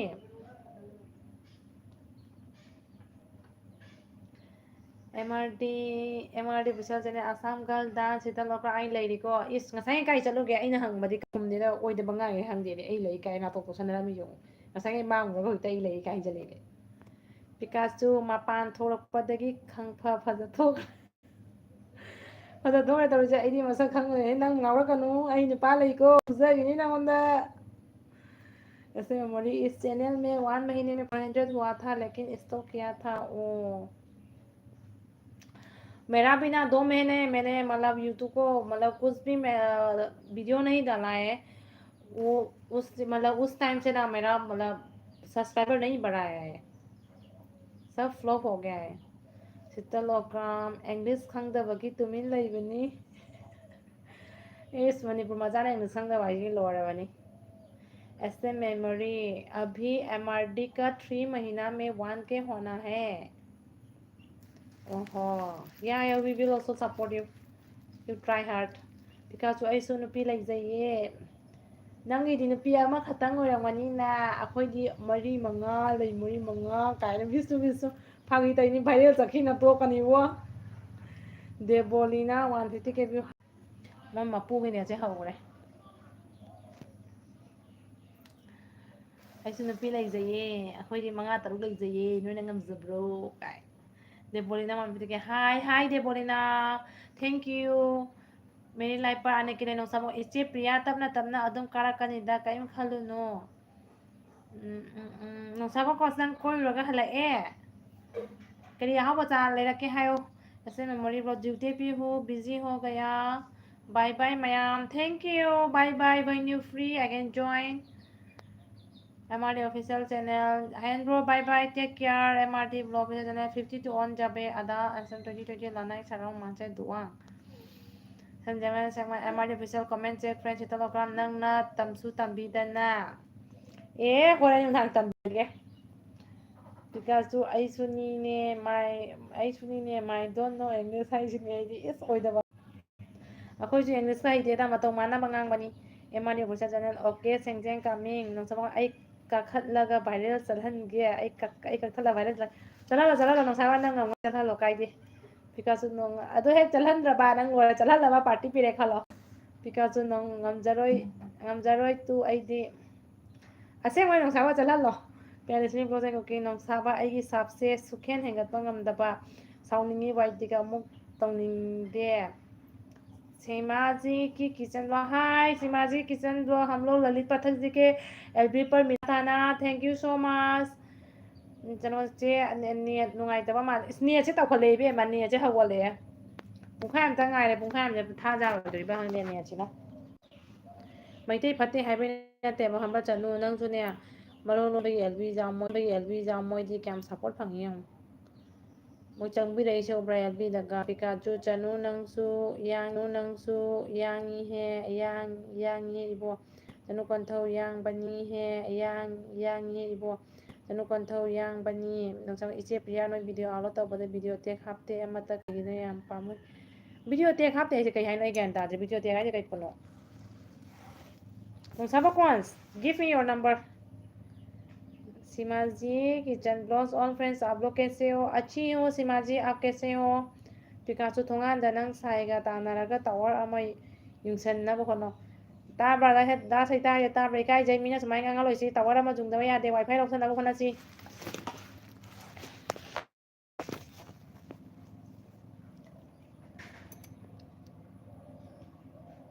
ꯋꯥ ꯆꯥꯗꯕꯅꯤ ꯅꯪ ꯃꯌꯥꯁꯦ ꯌꯥꯝ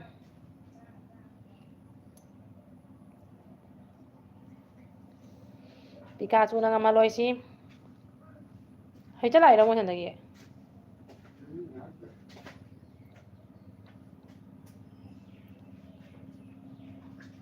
ꯉꯁꯤꯗꯤ ꯂꯥꯏꯛꯀ 38 ꯀꯥꯏꯍꯦ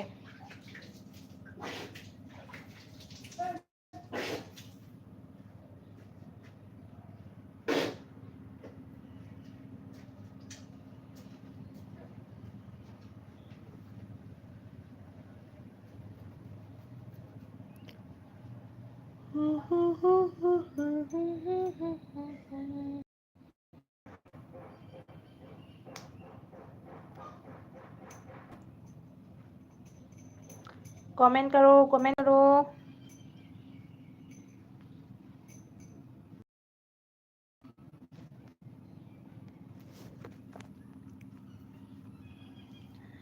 बस कमाई हापतोइनो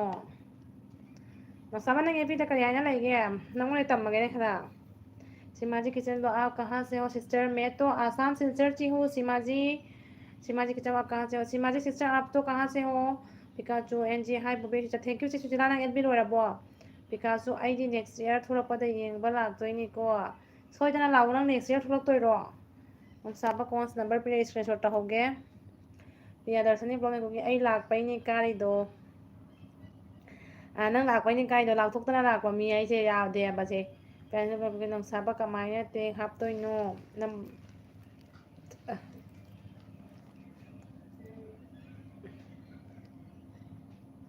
नमने थाव दैखनबगी चनम लाउ शौरा नेसे जादबनिना याम जरा जरा लाक्तेबा नचे आई मुला के लेरमको लाउ लाउ चनु प्रेसनी ब्लॉस अदुनी बखंगु अदुनी नंग हेक लापियो नंग नाताव सपोर्ट तोबा लाओइद्रा नंग नि मी अतोपना हे लेना लइरे नंग नम फादो नातो तोसना लाक्पसिगा लाइक जरा जरा कहा लमिया सीमा जी ओके ओके ओके सीमा जी आप ज्वाइन करो न्यू फ्रेंड के साथ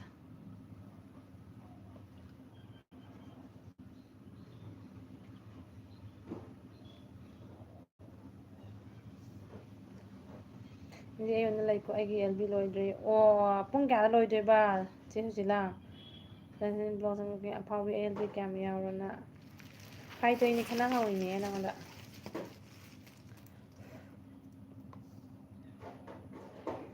थैंक यू चे मिला एलबी लाकुइ बैदबा तुम हौद्रे ngasi नजिन नथांगना तुमनी पिकाचू गोविंदा गोविंदा थका जबदे गोविंदा गोविंदा करे प्यारसनी ब्लॉसन कुकिंग फोन पाइबदा लैरम्बदोनी दोइसु स्पेशली नंग आइगा पिंगाइनि तिनारापा चाइल्डहुड फ्रेंड नत्रा डेली आई पुंग 3:30 दा थाबनी 3:30 को दिन लाकदबनी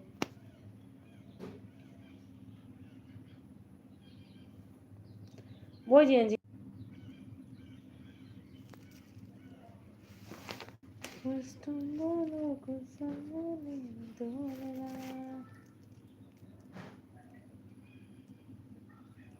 Where's my husband? My husband कहाँ गया? पिकासो अहन ओइसलक्पसिंदे ईश्वर नतना उपाय लेते गोविंदा सोली कइनोने नसागी लाइनिंग लाइजोन हयुम सिदा बलाइन थौदो सोलु जाद्रो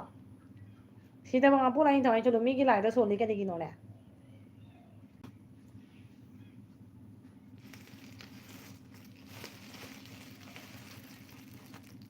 अखोइदि सिंदूर बिनीगा लंबिते तो अखोइ मिगी लाइनिंग लाइसोनते ईश्वरबु मिराइ बिनते काय जरा रुआ काय गना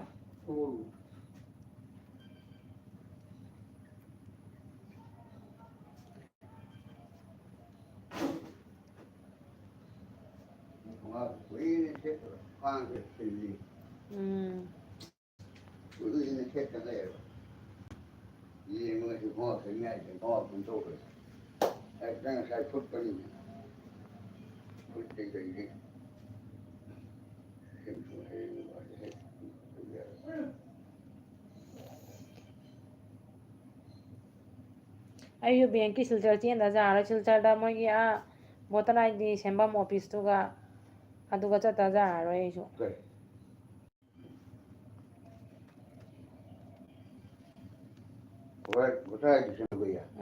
ꯑꯩꯒꯤ ꯂꯩꯁꯥꯏꯅ ꯆꯔꯥꯛꯄ ꯚꯣꯇꯔ ꯑꯥꯏ ꯗꯤꯗꯣ ꯑꯗꯨ ꯕ꯭ꯂꯣꯛ ꯇꯧꯔꯦ ꯍꯥꯏꯕꯒꯤ ꯄ꯭ꯔꯨꯐ ꯌꯥꯎꯋꯦ ꯀꯌꯥꯝ ꯖꯃꯦꯠ ꯂꯥꯎꯔꯦ ꯃꯣꯏ ꯌꯥꯝ ꯈꯜꯂꯤꯁꯦ ꯒ꯭ꯔꯥꯃꯤꯟ ꯕꯦꯡꯁꯦ ꯍꯪꯉꯨꯔꯁꯤꯔꯥ ꯍꯥꯏꯅ ꯈꯜꯂꯤꯅꯤ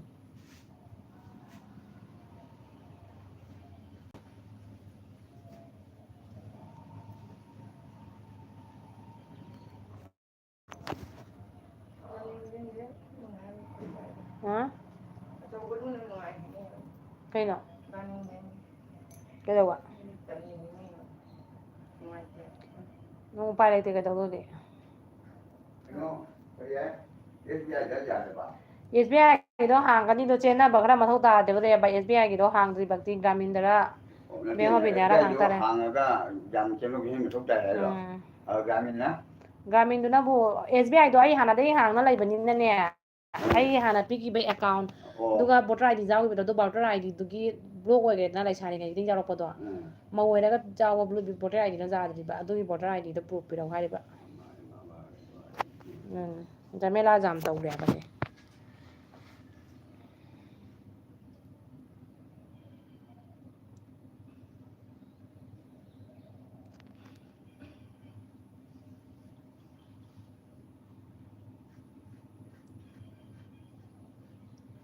ꯅꯨꯡꯁꯥꯕ ꯀꯣꯟꯁ ꯀꯥꯏ ꯆꯠꯈꯔꯦ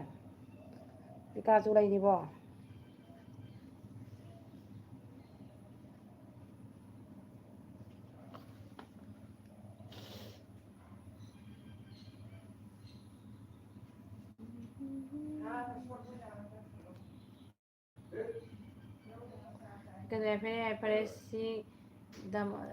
ꯐꯔꯦ ꯁꯤꯗ ꯃꯄꯨꯅ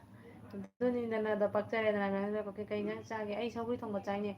ꯁꯣꯕꯤꯅꯪ ꯉꯧꯔꯦ ꯄꯦꯔꯥꯁꯤꯡꯕ ꯑꯣꯟ ꯄꯦꯔꯥꯁꯤꯡꯕ ꯕꯣꯕꯤꯇꯥ ꯑꯩ ꯊꯣꯛꯑꯒꯦ ꯕꯣꯕꯤꯇꯥ ꯑꯩ ꯊꯣꯛꯑꯒꯦ ꯍꯣꯏ ꯊꯣꯛꯑꯣ ꯀꯥꯏꯗꯦ ꯅꯨꯡꯁꯥꯕꯀꯣꯟꯁ ꯃꯤ ꯃꯨꯠꯄꯗ ꯋꯥꯏ ꯐꯥꯏ ꯇꯠꯂꯨꯔꯦ ꯑꯗꯨꯅꯤ ꯃꯤ ꯃꯨꯠꯄꯗ ꯋꯥꯏ ꯐꯥꯏ ꯇꯠꯂꯨꯔꯦ ꯇꯧꯔꯤꯁꯦ ꯑꯩ ꯅꯨꯡꯁꯥꯕꯁꯦ ꯀꯥꯏ ꯆꯠꯈ꯭ꯔꯦꯅ ꯀꯟꯅ ꯊꯤꯔꯤꯅꯤꯅꯦꯍꯦ ꯑꯩ ꯏꯅꯥꯎꯁꯦ ꯀꯗꯥꯏ ꯃꯥꯡꯈ꯭ꯔꯒꯦ ꯍꯥꯏꯅ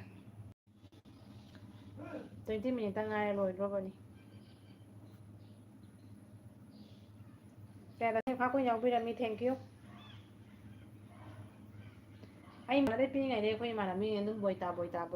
ꯍꯥꯏꯅ ꯀꯧ ꯆꯠꯈ꯭ꯔꯕꯅꯤ ꯕꯣꯕꯤꯇꯥ ꯍꯥꯏꯅ ꯀꯧꯗꯅ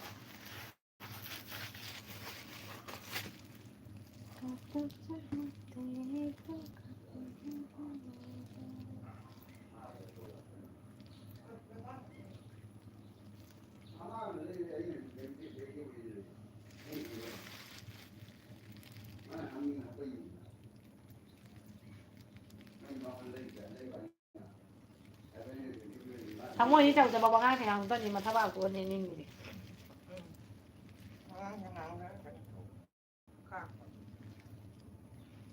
ꯑꯩꯈꯣꯏꯁꯨ ꯀꯥꯏꯑꯦꯅ ꯂꯩꯔꯛꯄꯅꯤ ꯃꯣꯏ ꯑꯗꯨꯃꯥꯏꯅ ꯇꯧꯗꯦ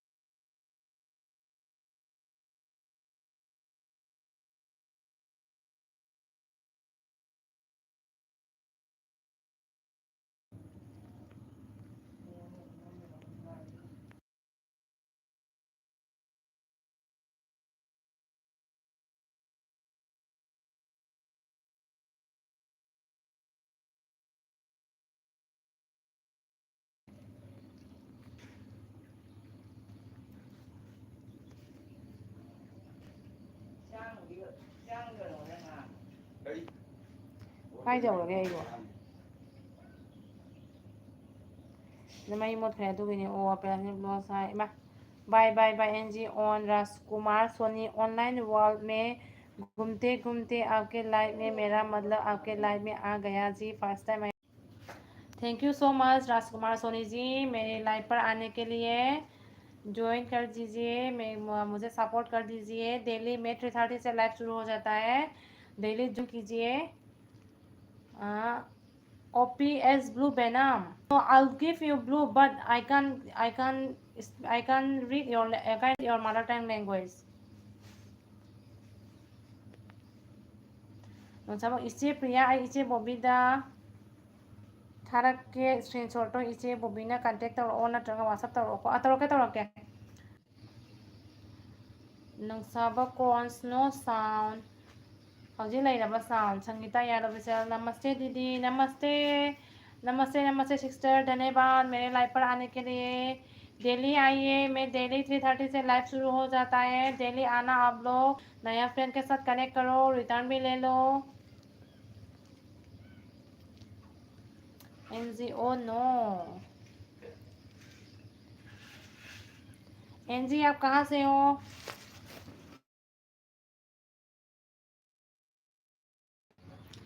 1K की video सेमक्तरबनी।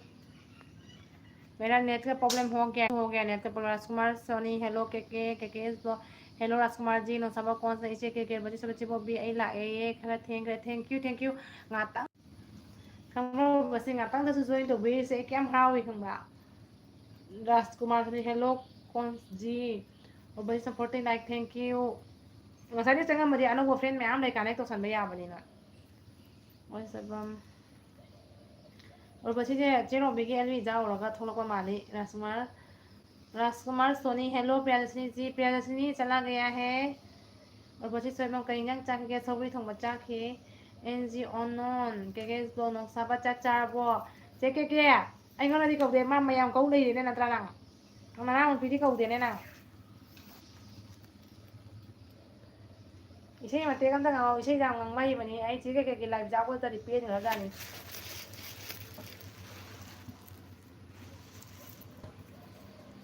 je ke kai nang cha ge और बसे के दौरा मिनो जीरो बिगी अभी लोग रबोर बसे माधु था बनी टाइमिंग चमाना ना इगा ꯑꯩꯒꯤ ꯑꯦꯜꯕꯤꯁꯦ ꯆꯪꯉꯛꯏꯁꯦ ꯃꯌꯥꯝ ꯐꯠꯇꯕꯗꯤ ꯈꯟꯒꯅꯨꯀꯣ ꯑꯩꯗꯤ ꯊꯃꯣꯏꯗ ꯋꯥ ꯊꯝꯕ ꯉꯝꯖꯗꯦ ꯏꯝꯐꯥꯜ ꯏꯃꯥꯖꯤꯟ ꯇꯧꯖꯩꯅꯤ ꯈꯪꯕ꯭ꯔꯥ ꯆꯦ ꯀꯦ ꯑꯩꯒꯤ ꯑꯦꯜꯕꯤꯗ ꯆꯪꯉꯛꯄꯁꯦ ꯑꯩꯒꯤ ꯃꯇꯧ ꯌꯦꯡꯕ ꯑꯩꯒꯤ ꯃꯑꯣꯡ ꯃꯇꯧ ꯌꯦꯡꯕ ꯑꯩꯉꯣꯟꯗ ꯍꯥꯏꯗꯤ ꯑꯩꯒꯤꯁꯦ ꯀꯅꯥ ꯑꯅꯧꯕ ꯆꯪꯉꯛꯄ ꯑꯗꯨꯒꯩꯗꯤꯅꯦ ꯀꯅꯥ ꯒ꯭ꯔꯨꯞ ꯀꯔꯝꯕ ꯒ꯭ꯔꯨꯞ ꯀꯅꯥꯗ ꯆꯪꯈ꯭ꯔꯕ ꯑꯗꯨꯒꯨꯝꯕ ꯃꯌꯥꯝ ꯊꯤꯗꯣꯛꯄ ꯂꯥꯛꯏ ꯈꯪꯕ ꯆꯦ ꯀꯦ ꯅꯪꯗꯤ ꯈꯪꯉꯝꯕ ꯌꯥꯏ ꯎꯔꯕꯁꯦ ꯑꯩꯗꯤ ꯈꯪꯈꯤꯔꯣꯏ ꯃꯣꯏꯗꯤ ꯖꯨꯝ ꯒ꯭ꯔꯨꯞ ꯌꯥꯝ ꯌꯥꯎꯗꯕꯅꯤꯅꯅꯦ ꯉꯁꯥꯏꯗꯒꯤ ꯑꯩ ꯍꯧꯕꯗꯒꯤ ꯌꯥꯎꯔꯝꯃꯤꯕ ꯃꯤꯁꯤꯡꯁꯦ ꯑꯩꯅ ꯈꯪꯖꯕ ꯑꯗꯨꯝ ꯌꯥꯎꯔꯦꯕ ꯑꯩꯒꯤ ꯑꯦꯜꯕꯤꯗ ꯀꯅꯥ ꯆꯪꯈꯤꯕ ꯀꯅꯥ ꯌꯥꯎꯕꯁꯦ ꯇꯦꯁ ꯇꯧꯊꯣꯛꯄ ꯂꯥꯛꯏꯑꯕ ꯈꯪꯉꯕ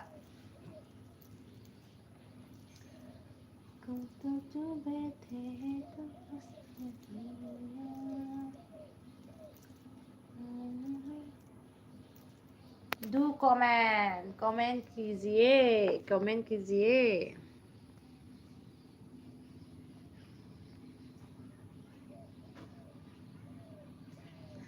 राजकुमार लाइक दान 39 के थैंक यू। राजकुमार सोनी के जे जायदा कायदे आई पामदे ही ने नंगबुदी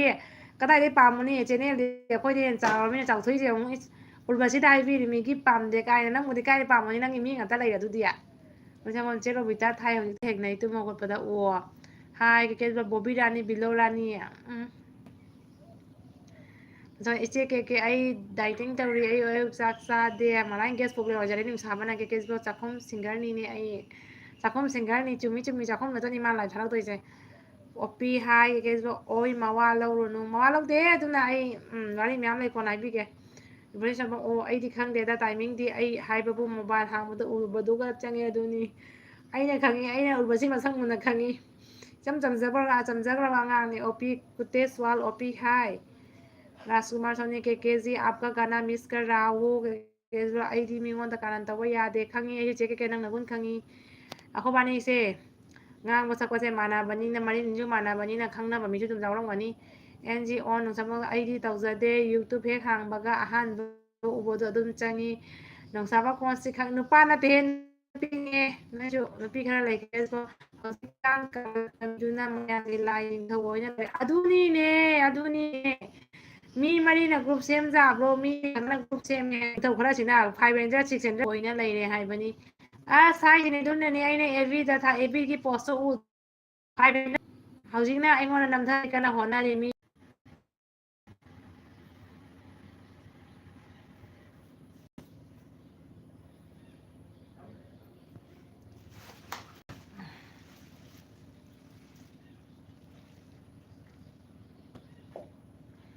ꯖꯤꯑꯣ ꯐꯥꯏꯕꯔ ꯀꯅꯦꯛ ꯇꯧꯕꯒꯤ ꯅꯪꯒꯤ ꯅꯦꯠꯁꯦ ꯅꯨꯡꯉꯥꯏꯇꯦ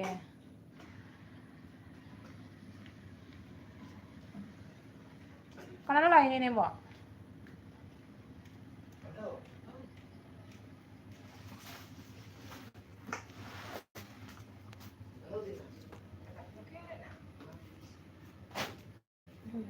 ꯐꯝꯃꯣ ꯂꯥꯛꯑꯣꯅꯦ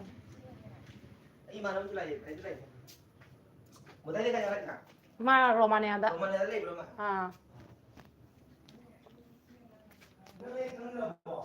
ꯑꯩꯁꯨꯅꯦ ꯑꯗꯨꯅꯦ ꯃꯁꯛꯇꯣ ꯎꯈꯤꯕ ꯑꯃ ꯇꯧꯔꯦꯅꯦ ꯀꯅꯥꯅꯣꯅꯦ ꯑꯩꯅ ꯌꯦꯡꯉꯤꯕ ꯑꯩꯁꯨ ꯑꯗꯨꯒꯤꯅꯦ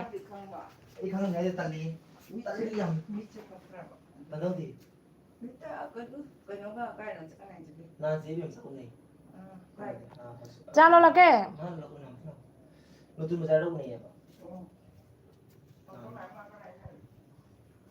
ꯑꯩꯈꯣꯏ ꯅꯨꯄꯥ ꯀꯅꯥꯅ ꯍꯜꯂꯤꯅꯣ ꯅꯪꯅ ꯍꯟꯕ꯭ꯔꯣ ꯑꯗꯣ ꯑꯩ ꯀꯩꯅꯣ ꯌꯨꯇ꯭ꯌꯨꯕ ꯆꯦꯅꯦꯜ ꯂꯩꯕꯅꯤ ꯁꯕꯁꯀ꯭ꯔꯥꯏꯕ ꯇꯧꯕꯤꯔꯛꯎꯅ ꯇꯧꯕꯤꯒꯦ ꯇꯧꯕꯤꯒꯦꯅ ꯑꯩꯗꯣ ꯍꯦꯝꯕꯣꯕꯤ ꯐꯦꯃꯤꯂꯤ ꯑꯩ ꯂꯩꯕꯅꯤ ꯈꯪꯕ꯭ꯔꯥ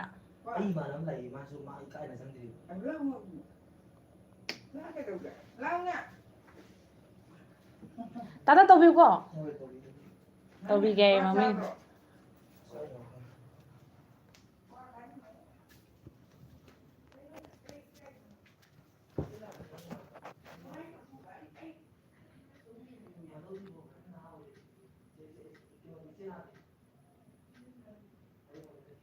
ꯔꯨꯕꯖꯤ ꯁꯧꯕ ꯃꯌꯥꯝ ꯄꯨꯝꯅꯃꯛꯇꯁꯨ ꯁꯞꯄꯣꯔꯠ ꯑꯦꯕꯤꯜꯗ ꯑꯩ ꯏꯁꯥꯒꯤ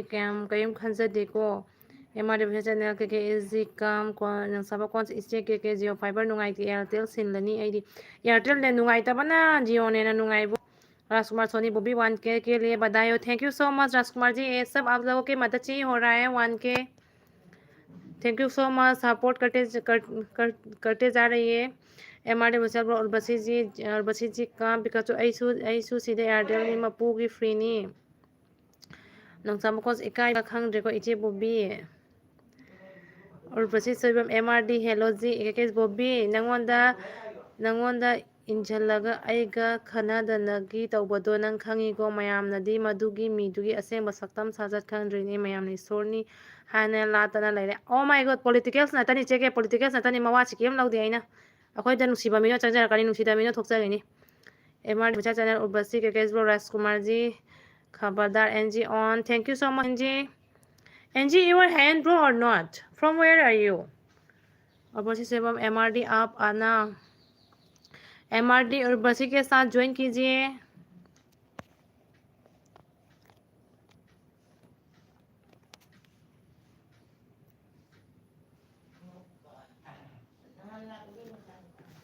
ओ नंग फ्री पीबदो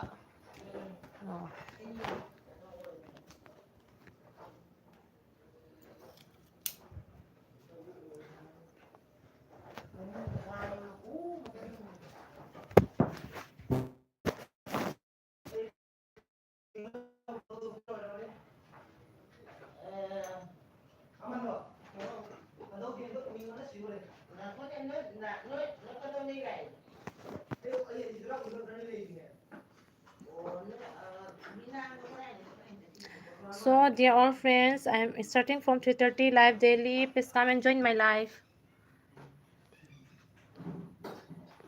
राजकुमार सोनी जाने मन चुके सारी दुनिया से चुके तुम्हें ऐसे बात कही दिल मेरा खो गया ना जाने कब प्यार हो गया सनम लेकर हो गए मुझे आशा ब्यूटी पर हेलो चे Asha thank you so much आई की लाइव चंगपैदमक गेस ब्लॉस MRD no don't call me I am leg pain हाइरो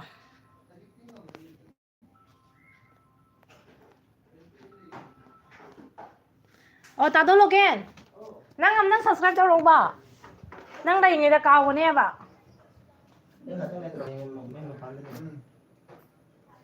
Asha beauty parlour like done thank you case bro Rajkumar ji LB में आ जाना यही करना गाँव 30 PM को 하이라보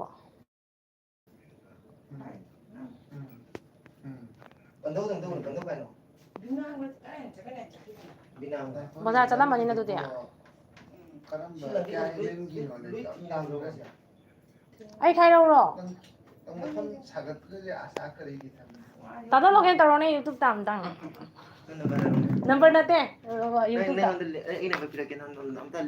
आई हुजी एलबी थारे यारो एलबी थारे यारो याबा YouTube हांदरो आसा में तुम्हारा चेक के रूम क्या ना रूम अहुम नी किचन ले रे रूम अनी दो ना तो तक के तो गए ना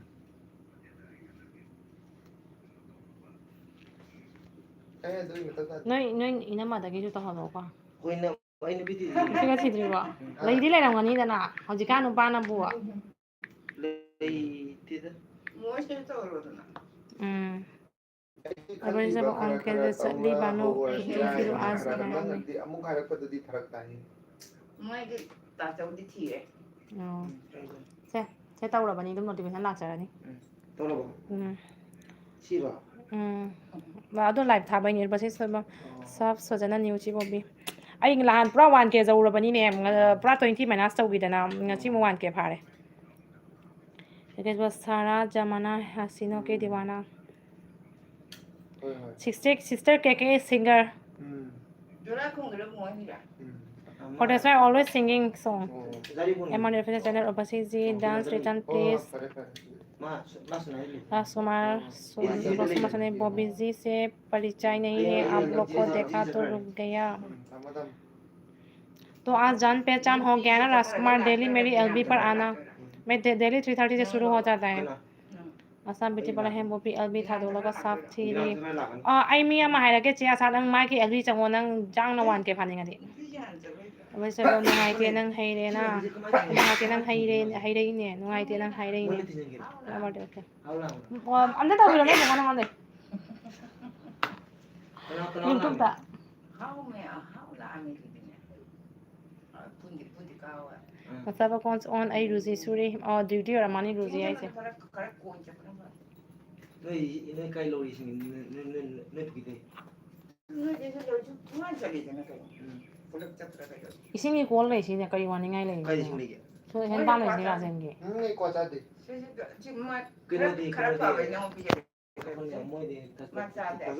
हमारे ऊपर आशा से काम मरुआ में डिसाइड हो जाए संगाई ते नहीं नपी जा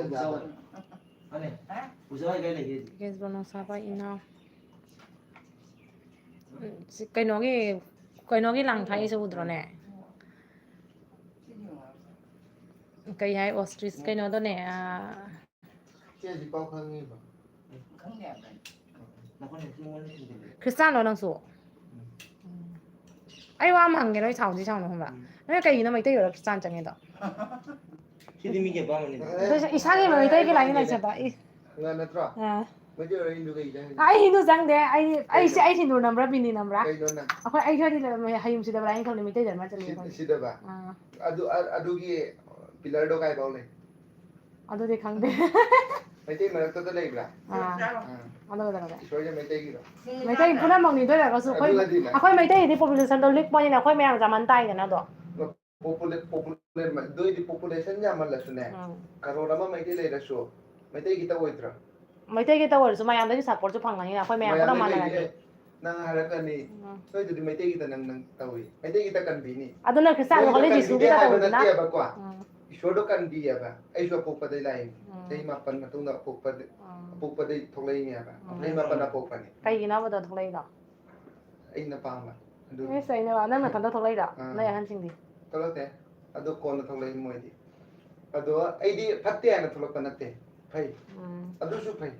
hindu su phai oi na phai dai so ai ba khani na neไม่ไม่ ai wa khan na ne ai sa gi lai la so do zo khat chaning ba du ta gi ba nang wakala nang wakala kan bri sura mata ne isori ama do puna ma nong su isori do la ko isa gi lai lai so do ki ta ma ta ai gi da ma da isori me la mo do de ning ba tai na oi ne chu ai wa mai ya ba nana masina isoro nangi ai maron da ninjare นั่งคันเรียบในชุด ไม่แต่มาสร้างที่ไหนไว้ชนไหนนะนั่งกี้มูกากีพันเอกตัวไม่เตกินี่กว่าอัตโตไปเสร็จปะเสร็จเด้อัตโตไปกี่วันปะ โอ้ยเด้ดูกันดิแต่บางปานกี่ปุ่มบางกี่วันเป็นมันเท่าแต่บางปานที่ชวนในเช่นนี้ เลยคือซ่าอยู่นะมากี่วันบราปุ่นมากี่วันบรา โอ้ยโอ้ยดูกี่ไอ้ไม่ได้พัดที่ให้ไปสุนัตเต้ไพ่ aduh ni nong nong itu na dia mun na maruan ta sa khoi ki maruan ta sa sumi Maruan ni chakani maruan je jong mirak da tilam da bani hoji ti interview tha ba jo khoi mani pri mai ke jaw bani mai na ta ta dum la toi ni da adu si je dum khoi ke ro si la toi ni da adu ni na mai tai ni na jaw li mi da na adu ni da jati na mai tai ni da na dharma di ai na khangau se pada ai gi ni hoi ya ba som na se pada som gi ni som gi da ai se ta ja de be wa pham lai te ne do le so na lo thu lu mi lai ka ja ai ka laiไม่ว่านะเต้ Bible kasi ay managat thamaga mon maka thamaga kisan oraban. on do shunu ngai de na ai isa gi masana ma gi lai thau ne ga ri to che la ni ngang ga di ma ka him ta roi na do ใช่ๆไอ้กัน Nang มา nang ไอ้กันมา itu di suara tarik ko. ไอ้เนาะอาศิเส psychology มันเลยมีอะไรกันไอ้นั่นนุ่ม lai มั pa น tha นุ่ม ta ตะ pa โต tha to ta na เวลามันตะสุอัวมันตะสุ me ya ma khoi wai ta คือจ้านจังไม่รู้จังเราไว้ไล่ท้าย ช่วยฟังตัวตัว ยูทูบได้ไลฟ์ได้อันตั้งมาเลยต่อฮัลโหลมาเช่นหนูปาใช้ต่อฮัลโหลบ่ะ จะฮีตาระไอ้นะ อามาเนี่ยต่อฮัลโหลว่าพิซซ่าเลยบ่ะไม่มาเลย ช่วยนะมันต้องฟังตัวตัวไอ้ที่ท่าจะบันทึกนะไอ้ท่าจะจะดีกี่ฟังตัวตัวนะฟังตัวท่าจะนะบุญตัวอามากันนุ่งชินารีเช่ท่าจะจะดีกี่ไม่นุ่งชินอดูนี่พาเลยใช่ไอ้ตั้งยูทูบจะสไครต์ตัวไปลงเสร็จ Ay wa ma ya ba chi kya. ไอ้ยูทูบอะไรสไครต์ตัว ตัวพี่แกไอ้พี่ถ่ายเลยบ่ะตัวนั้นคอมเมนต์นั่นนี่ตาลีต้องมุดนะต่อตัวพี่แกนะ ไอ้ยี่ห้อตัวเรา ไอ้พี่ถ่ายเลยท่านจะอะไรวะแซ่บมากเลยบ่ะ ไอ้เปลี่ยนมา อันนี้ตัวพี่เราขับวันนี้ใช่ Zai ni bin. ไอ้ทั้งการนี่กันลูก ไอ้บีดาแก่มวยระแก ไอ้พี่กี่อยู่ในเซมดีฟลอร์สตัว ಅದು ನನಗೆ ಬಿದ ಥಾಯ್ದು the ไอ้พี่นั่นที่ยูทูบตัวนี้เนี่ย ಕ್ಯಾ ವರಗೆ งั้นสิตะวันเกจาวรี 1 ke jaw yara was time jaw ra ba mani ta so bai จาวรีก็ไอ้2000จาวรีแก biram magi ICM you know ICM you ni ge pa bata wa phai ai ba just wait a minute okay ta trai na nice นี่พัฒนาลูกคนนี้ มาnga tayo tong ning dalo ay by force so wait ai tong ning da nai ta la ba ha ba ai ta tai na tra say ta ba ai na tra ise ICM you say China ram ro. AC ICM M Kama tan. BOBI ไปคุยอะ DI space bear family ทานนี่คือ Ram ya ra. Masa pur ram ya. เอ๊ะเลยดูรักคนเดียวเนี่ย ay mo comment ka lai jaw ra gen ทำจุ่มผ่าทำใครล่ะ ta to lo ken ako ni bana lo bono pi ma android se Na si sagira. aya Kai na. นั่นจะยังไงเนาะ rani purgi Rani pur giro na ah Rani pur ka rani puno. bas kani rani purgi Bas kan rani pur. bas kan de ka tan chala ga thong am Ko lai budai na hana isayam khana na ma do han. eh cycle thara thara Rani na pur giro san chala khang ra rani pur rosan ka bolai te he lai rosan na damo no engineer ro bra ha ma pa nai bra engineer ro bra ma se rosan ka bra ne ma se mi ma cha nu pa ma hai di ang nu pi ti du ba di khang de ko pi yo tan ni ma than da pok pra ba nu pa khang Macam mana dah? khang de amuk tan ta nei chalui pa kui de he ho lo ko da lai puran ma ja hai lang kala ga ne puran ja lang kala ga tang ko chala ga lai bara ba kon do kumdara ga ne sorok to อืม adai kumdare dana อืม aduga ahamba tariba moigina adubu ranipur gi asengba kumdaban du dina ta แท่งไม้จำได้ว่ามันนี่นั่นจะดามโนโอ้ยมาได้ยังคันเลยมีมาย่างกังกวางบ่ดามโนโอ้ยมันนี่นั่นน่ะก็ได้ aura gani Nani mun. มาสู่ 997 oy ne ไอ้ย่า997โอ้ยกระบอก nang yang atang dai 1k lang yung gani ไม่น่าใส่ว่า YouTube น่ะไม่น่า YouTube น่ะก็อินเนเซ่ atang dai เฮ้ยป้าเราประมาณตอนนี้เราไม่ได้กันแบบนี้ Tu kyo hello ra. ว่าทิ้งอ่ะ เราไม่ต้องมัน อะดูโอ้ยเราสู้กันเราต้องนี่เนี่ย YouTube ไหนแต่ก็ทัดดีเนี่ย Asa ba? mate youtube na kathali na te YouTube na sa inyo subscriber sing do อืม anno na to pa phangbagi do อืม account do season na dre dana adu do kathatoi ba โอ้ season na ba account ni kathalo ya ba อืมแล้วก็เห็นเนี่ยบอกว่าต้องอยู่ด้วยมั้ยไอ้2-3 months มึงวิดีโอทางกันแล้ว Ba do binam na puja ra. นั่งอยู่ FB กันเลยบรอ Binam je ai ta na pra. follow की system दो हम मेरा monetise system दो FB दा ebida ꯑꯣ ꯑꯩ ꯇꯧꯕꯤꯔꯛꯀꯦ follow ꯃꯗꯨ ꯇꯧꯕꯤꯔꯛꯀꯦ ꯑꯩꯈꯣꯏ ꯂꯦꯡꯗ ꯅꯨꯡꯉꯥꯏꯇ꯭ꯔꯣ ꯑꯩꯒꯤ FB-ꯗꯗꯤ ꯐꯣꯂꯣ ꯇꯧꯔꯁꯨ ꯅꯨꯡꯉꯥꯏ ꯃꯇꯨꯡ ꯀꯔꯤꯒꯤ ꯑꯩꯈꯣꯏꯒꯤ ꯂꯣꯏꯔꯒ ꯑꯩꯕꯨ ꯀꯣꯃꯦꯟ ꯀꯥꯏ ꯆꯦ ꯀꯩꯀꯩ ꯊꯣꯛꯈ꯭ꯔꯕꯣ ꯃꯇꯨꯡꯗ ꯅꯨꯡꯉꯥꯏꯔꯝꯃꯤꯀꯣ ꯑꯩ ꯌꯨꯇꯨꯕꯇ ꯑꯣꯏꯅ ꯇꯧꯔꯦ ꯌꯨꯇꯨꯕꯇ ꯀꯔꯤ ꯍꯥꯏꯅ ꯂꯩꯒꯦ ꯈꯣꯏꯔꯩ ꯒꯣꯁ